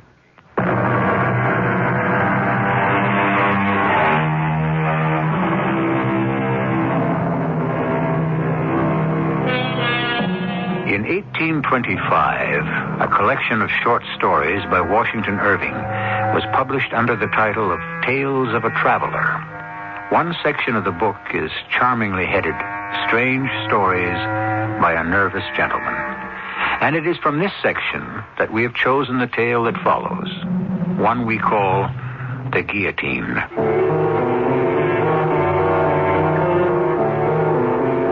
I am of a brooding and introspective nature. It has always been thus. It was never that I scorned the follies and the fripperies of this world. Indeed, I begrudged others their free and easy access to such vanities, their effortless enjoyment of them, with a profound and a scorching envy that was driving me to the very edge of my self-control. I felt about to howl with the torment of my incapacity. In my agony, I turned to the only friend I had, my fellow student, my compatriot, the sole human who had tolerated my intolerable moods without blame, without censure, without what surely would have finished me off, without abandoning me. Gottfried, my dear friend. Help me, Carl, help me. But of course. Just tell me what I can do. I don't know. Is it money? Do you need money? Money. If it were only money. It is myself, my tortured, restless, squirming self that looks for rest and cannot find it, that searches for peace and watches it retreat with every step I take. Desperation tracks my heels when I walk the streets. Melancholy meets me at every corner. And gloom, deep, impenetrable gloom fills the house where I live. Gottfried, you are so much more clever than I. Clever? You call me clever? You shut yourself away from others. No, not from you. You are my link to life, my only tie to the real world about me. Then let me tell you straight out what I think. Your manner of living, your fevered absorption in your studies, your avoidance of the company of most men and all women... But I never know what to say to them. All these things combined, Gottfried, have impaired your health. You are haggard and pale. Your shoulders are bent. Your eyes have a look that is not quite of this world. Forgive me, my friend, if I speak roughly. No, you speak truly. But I think it is not alone your body that is failing. I think your imagination has become, forgive the word, diseased. Have I said too much? Have I gone too far? I must tell you that of late I have been studying many philosophical theories. Not just the recognized ones, but those more obscure, more, perhaps, radical. You have the mind for such weighty things, Gottfried. I've gone back to the Egyptians, to the Hindu. I've walked with Paracelsus in his garden. Of late, I've immersed myself in the teachings of Swedenborg and his New Jerusalem Church. Swedenborg? I don't think I know. He's a Swedish philosopher, a religious writer. He died a few years back, but he claimed to have established direct communication with the spiritual world. How did he do that? Through the opening of his spiritual senses. And you? Well, can you? Has that happened to you? Of course not. It didn't happen to Swedenborg until he was 57 years of age, but it might happen, or something very like it might happen to me, if only... What, Gottfried? If only what? If only I could escape. Escape whom? Escape what? An evil influence, Carl. It hangs over me night and day. Oh, how can you say such things? Because I know them to be true. There's an evil genius, a vile spirit whose sole intent is to ensnare me and to ensure my damnation. You really believe it? It is not so much a matter of believing, Carl. It is a matter of conviction. Conviction that it is so. And being convinced that it is so, it is so. I think I can understand that. Though I am not sure. I have never been given over much to fancies of that sort. I'm more of a practical man, you might say. Still, in a way, I can understand how a man like yourself could seize upon such an idea and become let's say a victim of it. Yes, you've hit on the word, Carl. I am a victim of my own imaginings. Yes, you are exquisitely correct. Well, then, if I could go on and make a further suggestion... By all means, speak out. It's my thought that you should leave here and go to Paris. Paris? Well, you could finish your studies there as well as here. Well, the Sorbonne is as fine a university as one could wish. And Paris is such a splendid city. A change of scene. A change of company, perhaps. Female company in particular. Who knows what all that might do for you? Yes. Who knows? At first, it seemed that Paris might indeed be the answer to my dilemma. The revolution was breaking out and beginning to spread. I had studied Jean-Jacques Rousseau's social contract paragraph by paragraph, and his theory of the equality of man and representational government had captivated my mind. More than that, the delirium of the people of Paris, their fervor, their ecstasy, it seemed that simply to live in such an atmosphere would be enough to cleanse my mind of its morbidity. I found myself a room on a narrow, dark street in the Latin Quarter, not far from the monastic walls of the Sorbonne. The concierge who showed me my quarters was as gloomy as the street itself. There it is. 2 francs. It has a window? You can see that it has. Ah, yes. I'll need a table to put in front of the window. Could you arrange that? And a straight chair to put in front of the table. Is that possible? I am a student at the Sorbonne. I'll be doing some writing. I'll arrange it. Could you also arrange for an armoire? I have only a very few clothes, but I will... There are nails on the wall. Oh, yes, I see. Now, about bookshelves, I have very few clothes, but I have a great many books, and I expect to have more, so... I have no bookshelves. I see. Well, for the time being, I suppose I can stack them on the floor or under the bed. I'll manage. 2 francs. Oh, yes, of course. There you are. The students at the Sorbonne seem very excited about the uprising. Students are always excited about something. And the establishment of the National Assembly. A gesture. Oh, but, Madame, it confirmed the revolution. The king will never again be absolute. If not the king, then it will be another. How can you be so pessimistic?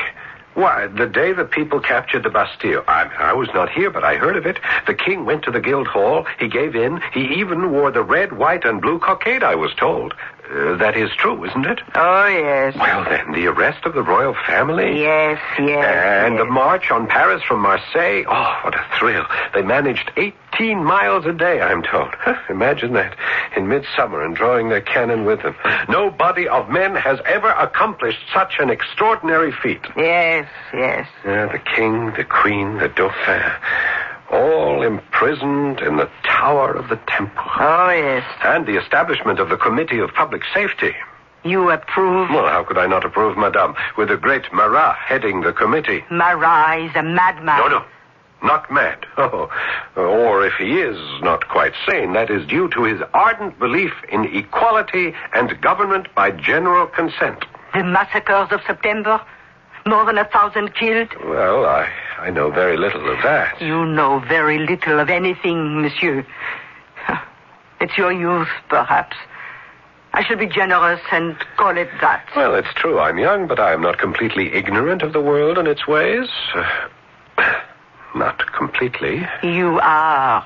You are ignorant and you are arrogant. Madame, I must protest. Have you heard of a man called Robespierre? Yes, I've heard of him. He is idolized by the people. He will join the Committee of Public Safety before the year is out. And the king will lose his head. Yes, in January of 1793, King Louis XVI was guillotined. 6 months later, Robespierre joined the Committee of Public Safety. Cade literature.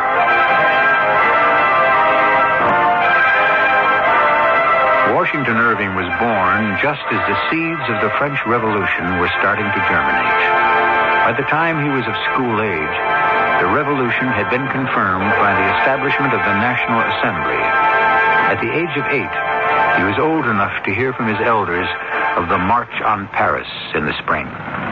His 9th and 10th years must have been filled with rumors of the executions in Paris, years which came to be known as the Terror. I'll be back shortly to continue with Act 2. The next time you want to do it yourself, be professional. Use a quality, skilled power tool from True Value hardware stores. Hi, Pat Summerall to suggest you get the Skills 7 1/4-inch circular saw designed for standard home use. It has a burnout-protected motor, heavy gauge foot brackets to assure accurate cuts at all settings, and comes complete with a blade. Or get the Skill 3/8-inch cordless drill from True Value hardware stores. It features 2-speed controls so you can adjust the speed to suit the job and the material. And it operates forward and reverse to drive and remove screws. It includes a recharging unit to keep the drill ready for use, and because it's cordless, you can use it anywhere. See the wide selection of quality Skill power tools at participating True Value hardware stores and home centers. And save gas. You won't have to drive far for your hardware and houseware needs. If you're looking for values, for service, and for selection, you'll find them nearby at any one of the more than 5,000 True Value hardware stores and home centers nationwide. It's time for Bryant, with comforting thoughts on cooling and heating your home or business. If you have a fireplace, be certain to keep the damper closed when not in use. You'll avoid drafts, but most important, you'll stop valuable heat from escaping up the flue.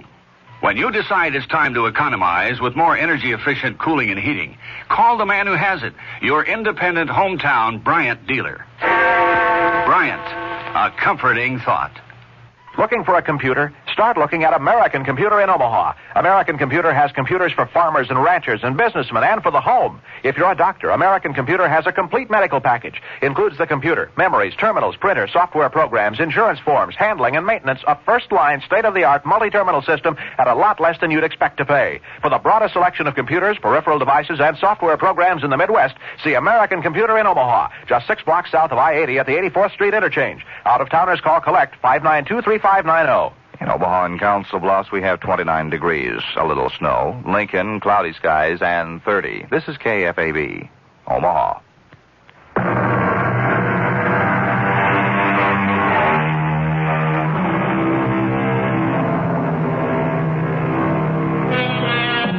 Washington Irving started out to become a lawyer, but his health was not robust. And, as was very much the habit with doctors of his time, he was advised to travel abroad and so build up his constitution. We shall never know what sort of lawyer he might have become, but we know for a certainty that he developed into a first-class writer. And it was his early visit to Europe which roused his interest in the Gothic tales of terror and romance, such as the one we have adapted for you.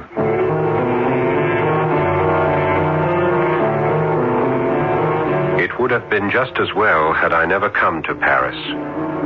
I was as lonely here as I had been at home, as incapable of establishing human contact as ever.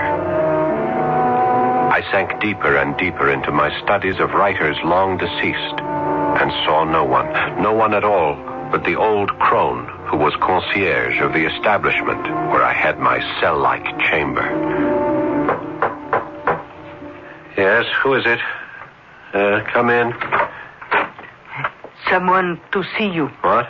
Me? Someone wishes to see me? So he says. Well, who is it? Didn't you ask him?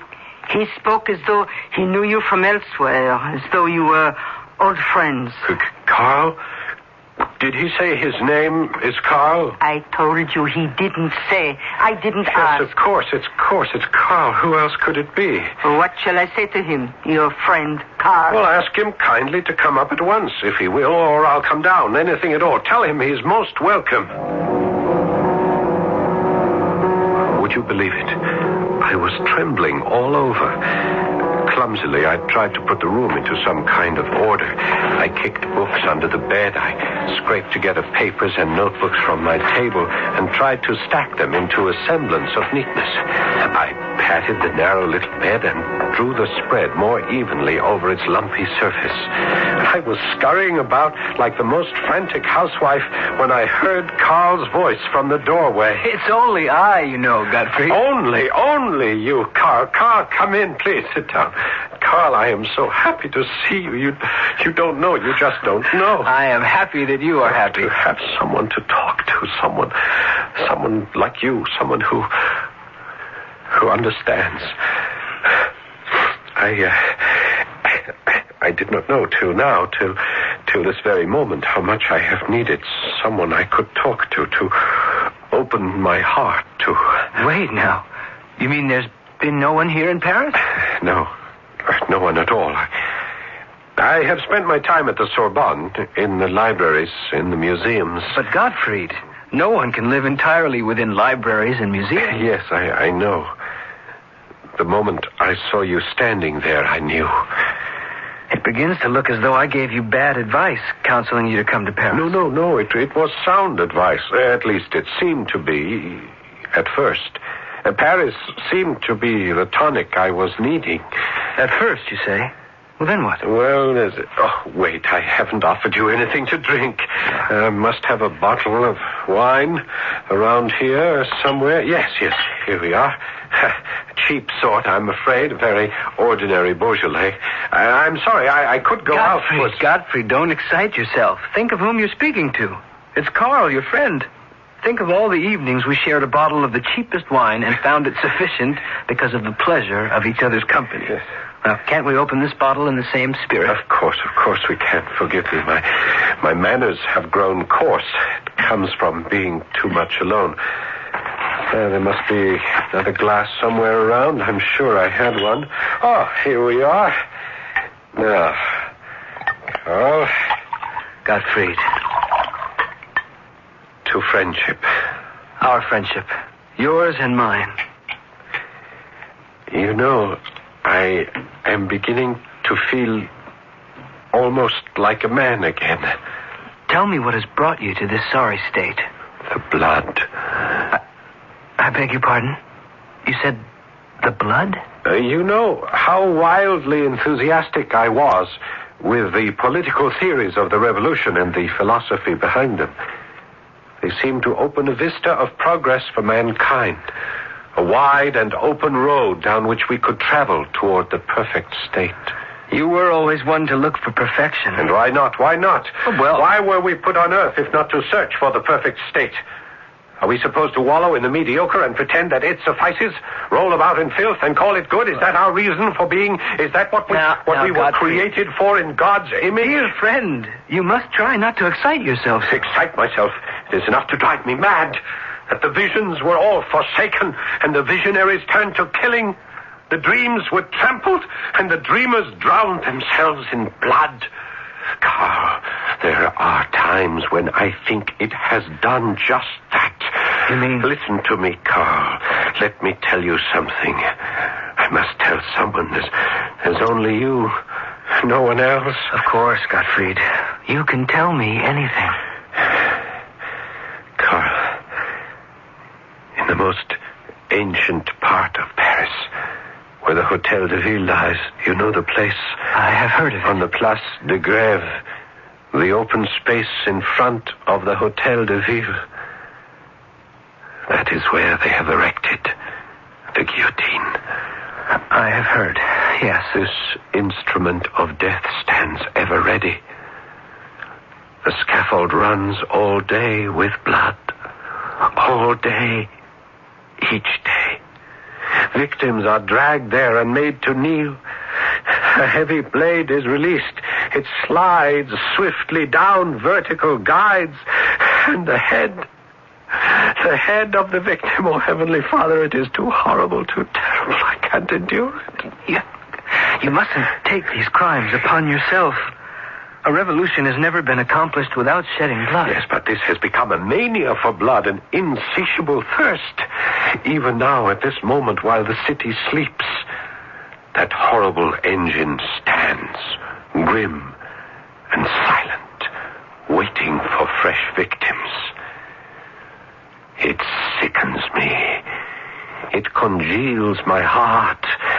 It freezes my blood. I understand. I do. And that is why I have turned away to the study of ancient writers, dead thinkers, anything to separate me from the awful present. My poor Gottfried, I'm so sorry. So sorry. Thank you. I am ashamed to accept your pity, yet I thank you for it, which shames me all the more that I should be grateful. But there must be other things. There must be more to life. Come, let's finish this bottle of wine before I have to leave. Leave? You have to leave. Oh, not quite yet. I can spend another quarter of an hour with you. A quarter of an hour? No more than that? I must take a train back at midnight. I had hoped that I have been so alone. Yes. Come now. Let's make the most of our time together.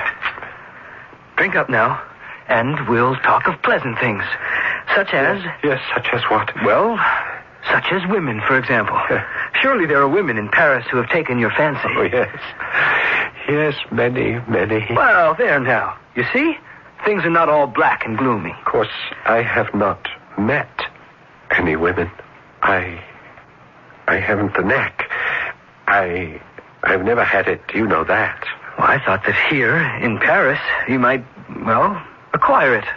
Learn the ways of the world. Oh, no, I'm too shy. I can't find the courage. But I think about them. Oh, do you now? Yes, I do. I think of them a great deal. When I come back here to my lonely room, my cell, I think back in my mind to the delectable faces I have seen on the streets. You know what, Carl? No, what? In my reveries, in my dreams of them, they are even lovelier than they looked on the streets. What do you think of that? Do you mean to tell me that there isn't even one woman? One in particular? Just one? Oh, yes. Yes, there is one. One very particular one. Oh, that's better. Tell me about her. Tell you about her? How can I tell you about her? Well, start by telling me what she looks like. Yes.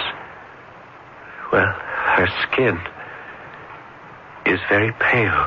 Very, very pale. White. Like a white rose. Her eyes? Dark and burning hot like sultry suns. Better and better. Her hair? A shade of red, I think. Well, you think? Yes. Her hair is reddish.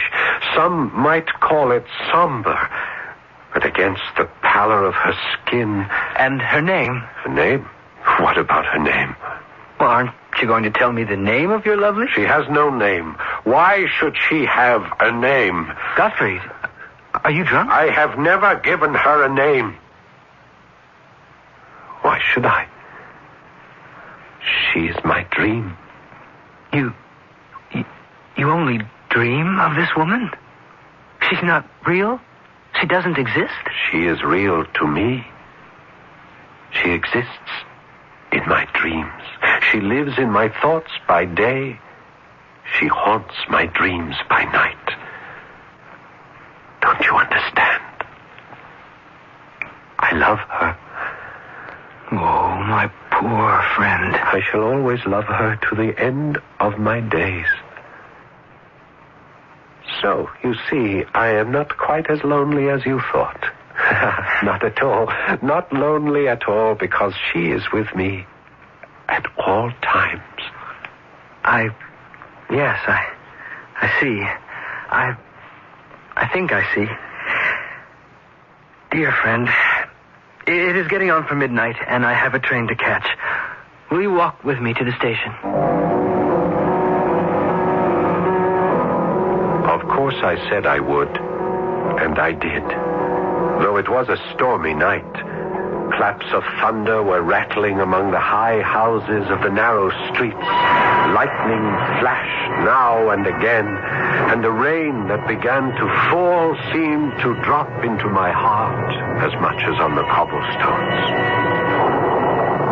When I had watched the train depart, carrying off my only friend, I thought to return to my room, but something, a morbid recollection of our conversation, no doubt, drew me, or forced me, toward the Hotel de Ville and the Place de Grève. And in a sudden flare of lightning, I saw it, the horrible engine of death, the guillotine. A violent tremor ran through me, and I wanted to run. But something held me rooted to the spot till the lightning burst forth again.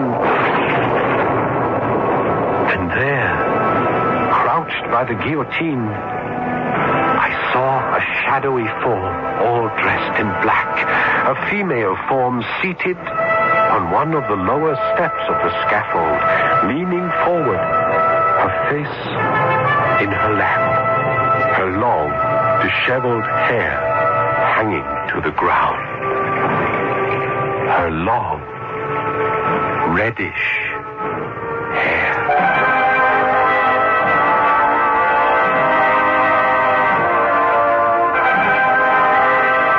You are listening to a tale of terror and romance, told in the Gothic style. So-called Gothic stories were enormously popular in the 19th century, and they have never wholly ceased to be in demand by the reading public, or for that matter, the viewing audience, or, as now, the listening one. It is good to remember that the Gothic romance was assisted into our world by a gentleman from New York, Mr. Washington Irving. I'll be back shortly with our concluding act. Hi, this is Michael Landon. I know pictures of your family are important, so when you get them developed, do what I do. Make sure Kodak paper is behind them. Just ask for Kodak paper for a good look. Kodak paper for a good look. Make sure you look for a store with a Kodak paper sign. The one that says, "We use Kodak paper," for a good look. And tell them Michael sent you. Just ask for Kodak paper for a good look. Kodak paper for a good look. Walter Cronkite, one of a kind, writing, editing, working with the superb CBS News team to gather and report the news. The daily, constant pressure of being the best.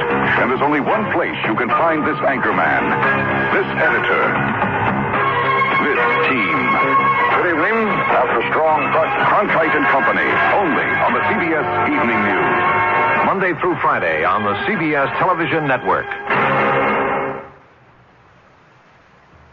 They said it couldn't be written. The book that hit America like a runaway locomotive. The new Consumer Information Catalog. For the life of me, Foster, your obsession with that book escapes me. It's only a catalog. The book that's helping America find a better way to live. What do you find in that catalog? Something you could never give me, Lillian.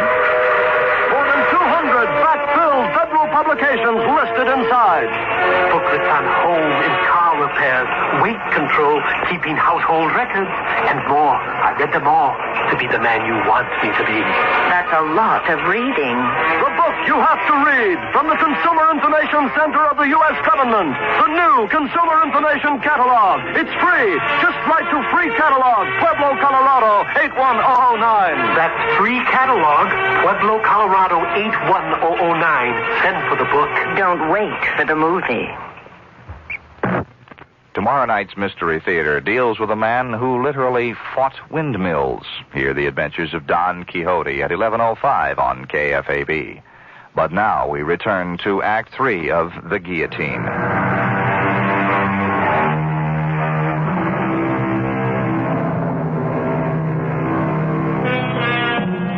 It is true that Washington Irving was born in New York, but for reasons of health, he traveled extensively abroad and actually had living quarters for a time in the Alhambra, that centuries-old palace that still stands on a hill in Granada, a relic of the time when the Moors ruled a large part of Spain.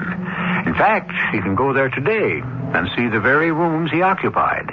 And if you are very careful and no one is looking, touch the keys of the spinet on which he played.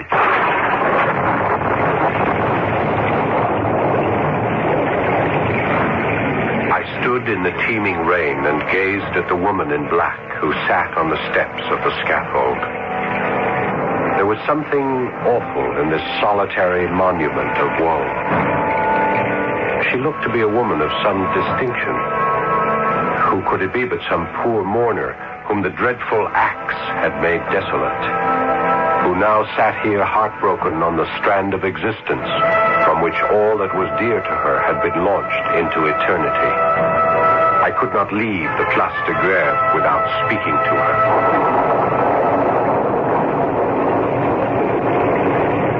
Madame,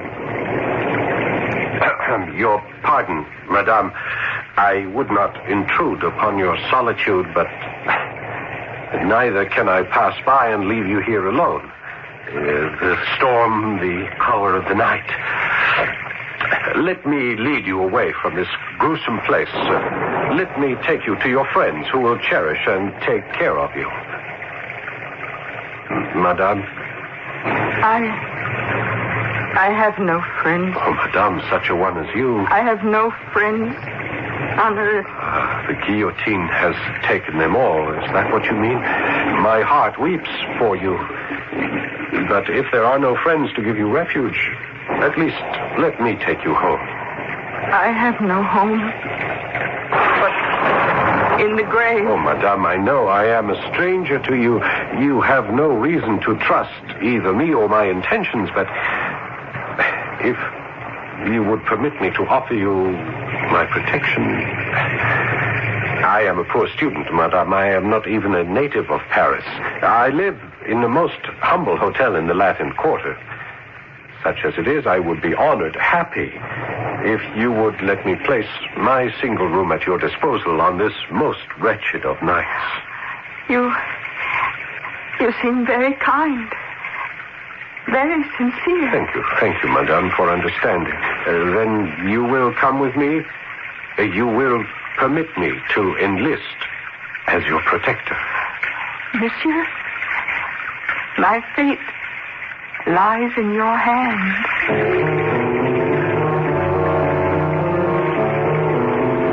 The storm had abated.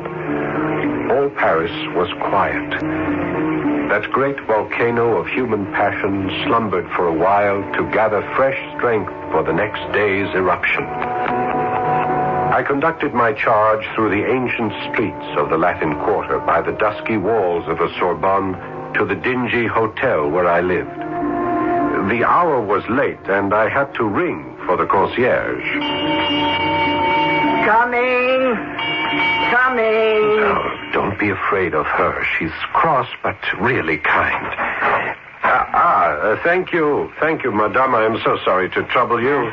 You have someone with you? Yes, a friend. Well, come in. You and your friend. Thank you, Madame. If you need anything, refreshment of any kind. Yes, thank you. My room is on the first floor. You'll find it rather shabby, I'm afraid. This hotel once belonged to a member of the nobility, but only the remains of its old glory are still evident, and you have to look very hard indeed to see them. Here we are. Here is the door, Madame. I'll fetch a light. You can make yourself comfortable. There's a bed over there if you care to lie down. You must be tired. Here we are. Here's our light. You are very kind to a poor stranger. Madame. What is it? You are so pale. Your hair, your eyes, your skin. They please you? Your black dress, your black cape, it's so simple. Oh, I am happy you like them. No jewels, no ornaments of any kind. Only a broad black band around your lovely neck with its diamond clasp. Oh, you are too perfect. You are too perfect by far, Madame. May I tell you something of what is in my heart? I have loved you for a very long time. What's that? A very long time? I have seen you every night for months, and many times during the day. Oh, well, have you been following me, young man? I have been dreaming of you.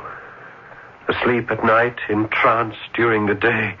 It has been your face, your form that filled my thoughts and fevered my imagination. Madame, I adore you. Oh, how strange it all is. Strange, but marvelous. That you should have thought of me all this time. Thought of you, dreamed of you. Oh, was it that you, young and ardent, have filled your head with thoughts of the other sex, it would only be natural. And your thoughts simply reappeared in your dreams. Madame, though I am of such a shy disposition, I have never had the courage to pursue my fancies into the world of reality. All this is known to a friend of mine. He was here today. A short visit to Paris. We talked here in this very room. I spent a good part of our time together telling him that while I thought of women as any man does, still, there was one in particular. One very particular one. Oh, are you saying... My friend asked me what she looked like, this one particular woman. He asked me to describe her. Yes?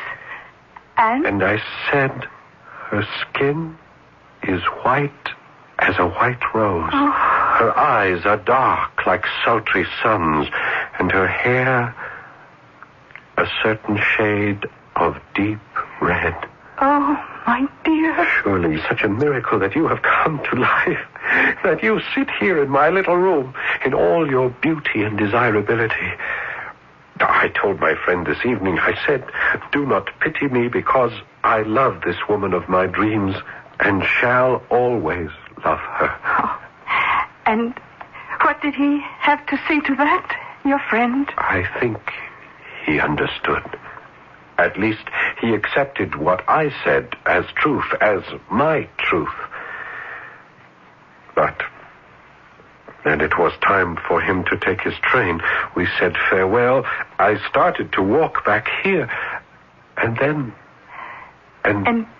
we met by the guillotine. And I dared to speak to you. And I listened and believed and you. I brought you back to my humble room, and here we are, together. I tell you, it is a miracle. The miracle of my life. It is yourself. It is you come to life. It is you sitting next to me. Your hand I am holding. Your eyes I gaze into. It is your lips I desire. If I might only... Yes? If I might kiss those lips just once. Oh, only once? Madame, my most beloved. Oh, my darling. Again. Again. Oh, my sweet angel. You give me courage to ask you something I never thought to ask. Yes, my love. Do you feel as I feel? Yes. Why should we separate, you and I? Our hearts are already united in the eye of reason and honor. We are as one. Oh, yes. You have no home, no family. Let me be home, family, everything to you. Rather, let us be everything to each other. Here, take my hand. I pledge myself to you forever. Forever? You say forever? Forever. Oh, then, my lover, I am yours.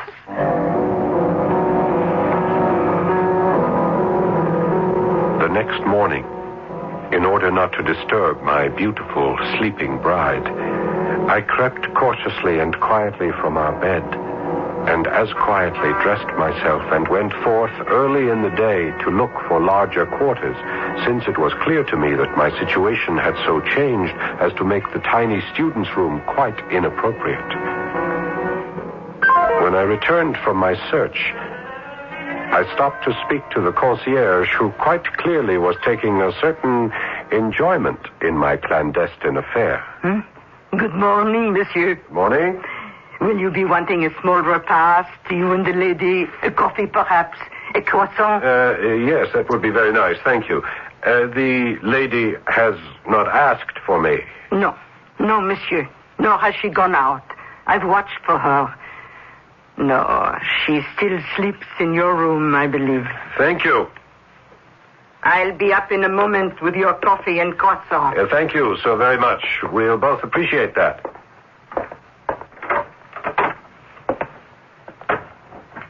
My darling, My love, it is I. I have been walking the streets looking for a better place for us to live. 2 rooms, at least, by the river, if possible. Do you hear me? Well, come along, my sweetheart. Wake up now. The concierge is bringing us our breakfast. Well, come along. You cannot be comfortable lying like that, your head hanging over our poor little bed, your arm thrown over it. Well, let me move your arm, at least. Oh, but how cold you are. How very cold. Your hand is like ice. Oh, my God. There's no pulse. No pulse at all. And your face, pale, ghastly. Oh, no. Monsieur, I have brought breakfast for you and the lady. The lady? The lady is dead. Dead? In my house? Police! I'm fetching the police! Police! The gendarme arrived in short order. He found me kneeling by the side of the bed, gazing in horror and dreadful fascination at the lifeless face of the woman I had loved for so long. The woman who had finally given herself to me in a pledge of a lifetime of love. As the officer of the police entered the room, I looked up at him and saw him start back suddenly, a look of total amazement on his face. Great merciful heaven. How does this woman come to be here? Do you know her, monsieur? Let me come closer. Do you know who she is? I know who she is. I was there in the Place de Grève when they chopped off her head. They guillotined her yesterday.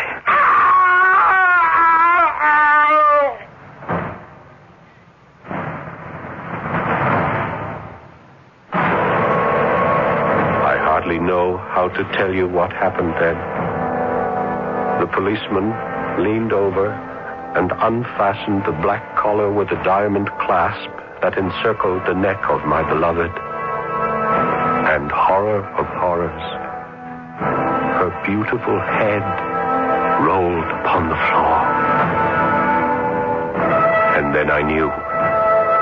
My most awful fear had been true all along. The fiend had gained possession of me. And I was lost forever. Forever lost.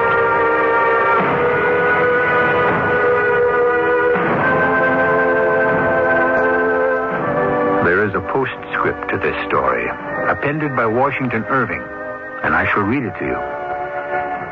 Is this really a fact? Said the inquisitive listener. A fact not to be doubted, was the reply. I had it from the best authority. The student told it to me himself. I saw him in a madhouse at Paris. I'll be back shortly. It's June 1778, and we're at the desperate Battle of Monmouth. A legend is being born before my very eyes. A young woman volunteer, Molly Pitcher, is helping fire one of the American cannon. Can you talk to us, Molly? Are you kidding? With half of the British Army coming at us? Fire!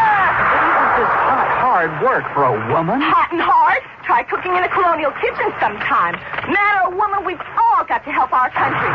Today, thousands of women are volunteers who have joined National Guard and Reserve units. They are a vital part of our military manpower. And woman power. At only a fraction of the cost of equivalent active duty forces, over 300,000 employers have signed a statement of support encouraging employees to participate in Guard and Reserve training. Shouldn't you? Hey, you employers out there. Don't you know that when you help a volunteer help our country, you're helping yourself? If you haven't signed a statement of support yet, you should be ashamed. Fire!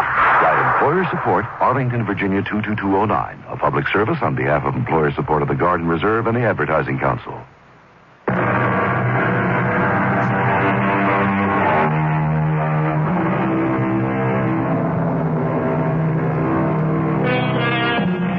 The horror story is international. Starting with the Castle of Otranto by the Englishman Horace Walpole, it was followed and improved upon by Honoré Balzac in France.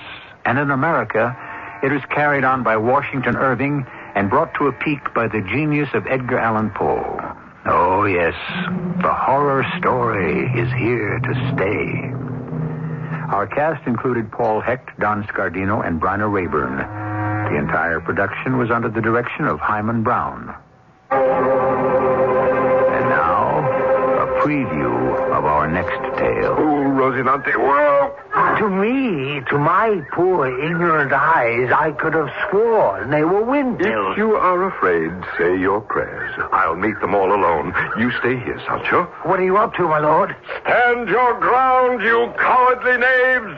You dastardly giant! Yeah, careful, master. Be quiet, Sancho. I may be only a single night alone, you miserable, overgrown, faint-hearted monsters. You can get hurt. But like David facing half a dozen Goliaths, I engage you all in unequal but mortal combat. Don Quixote, the wind has freshened. The sails, the arms of the windmills are turning faster and faster. Giants, prepare to do me battle.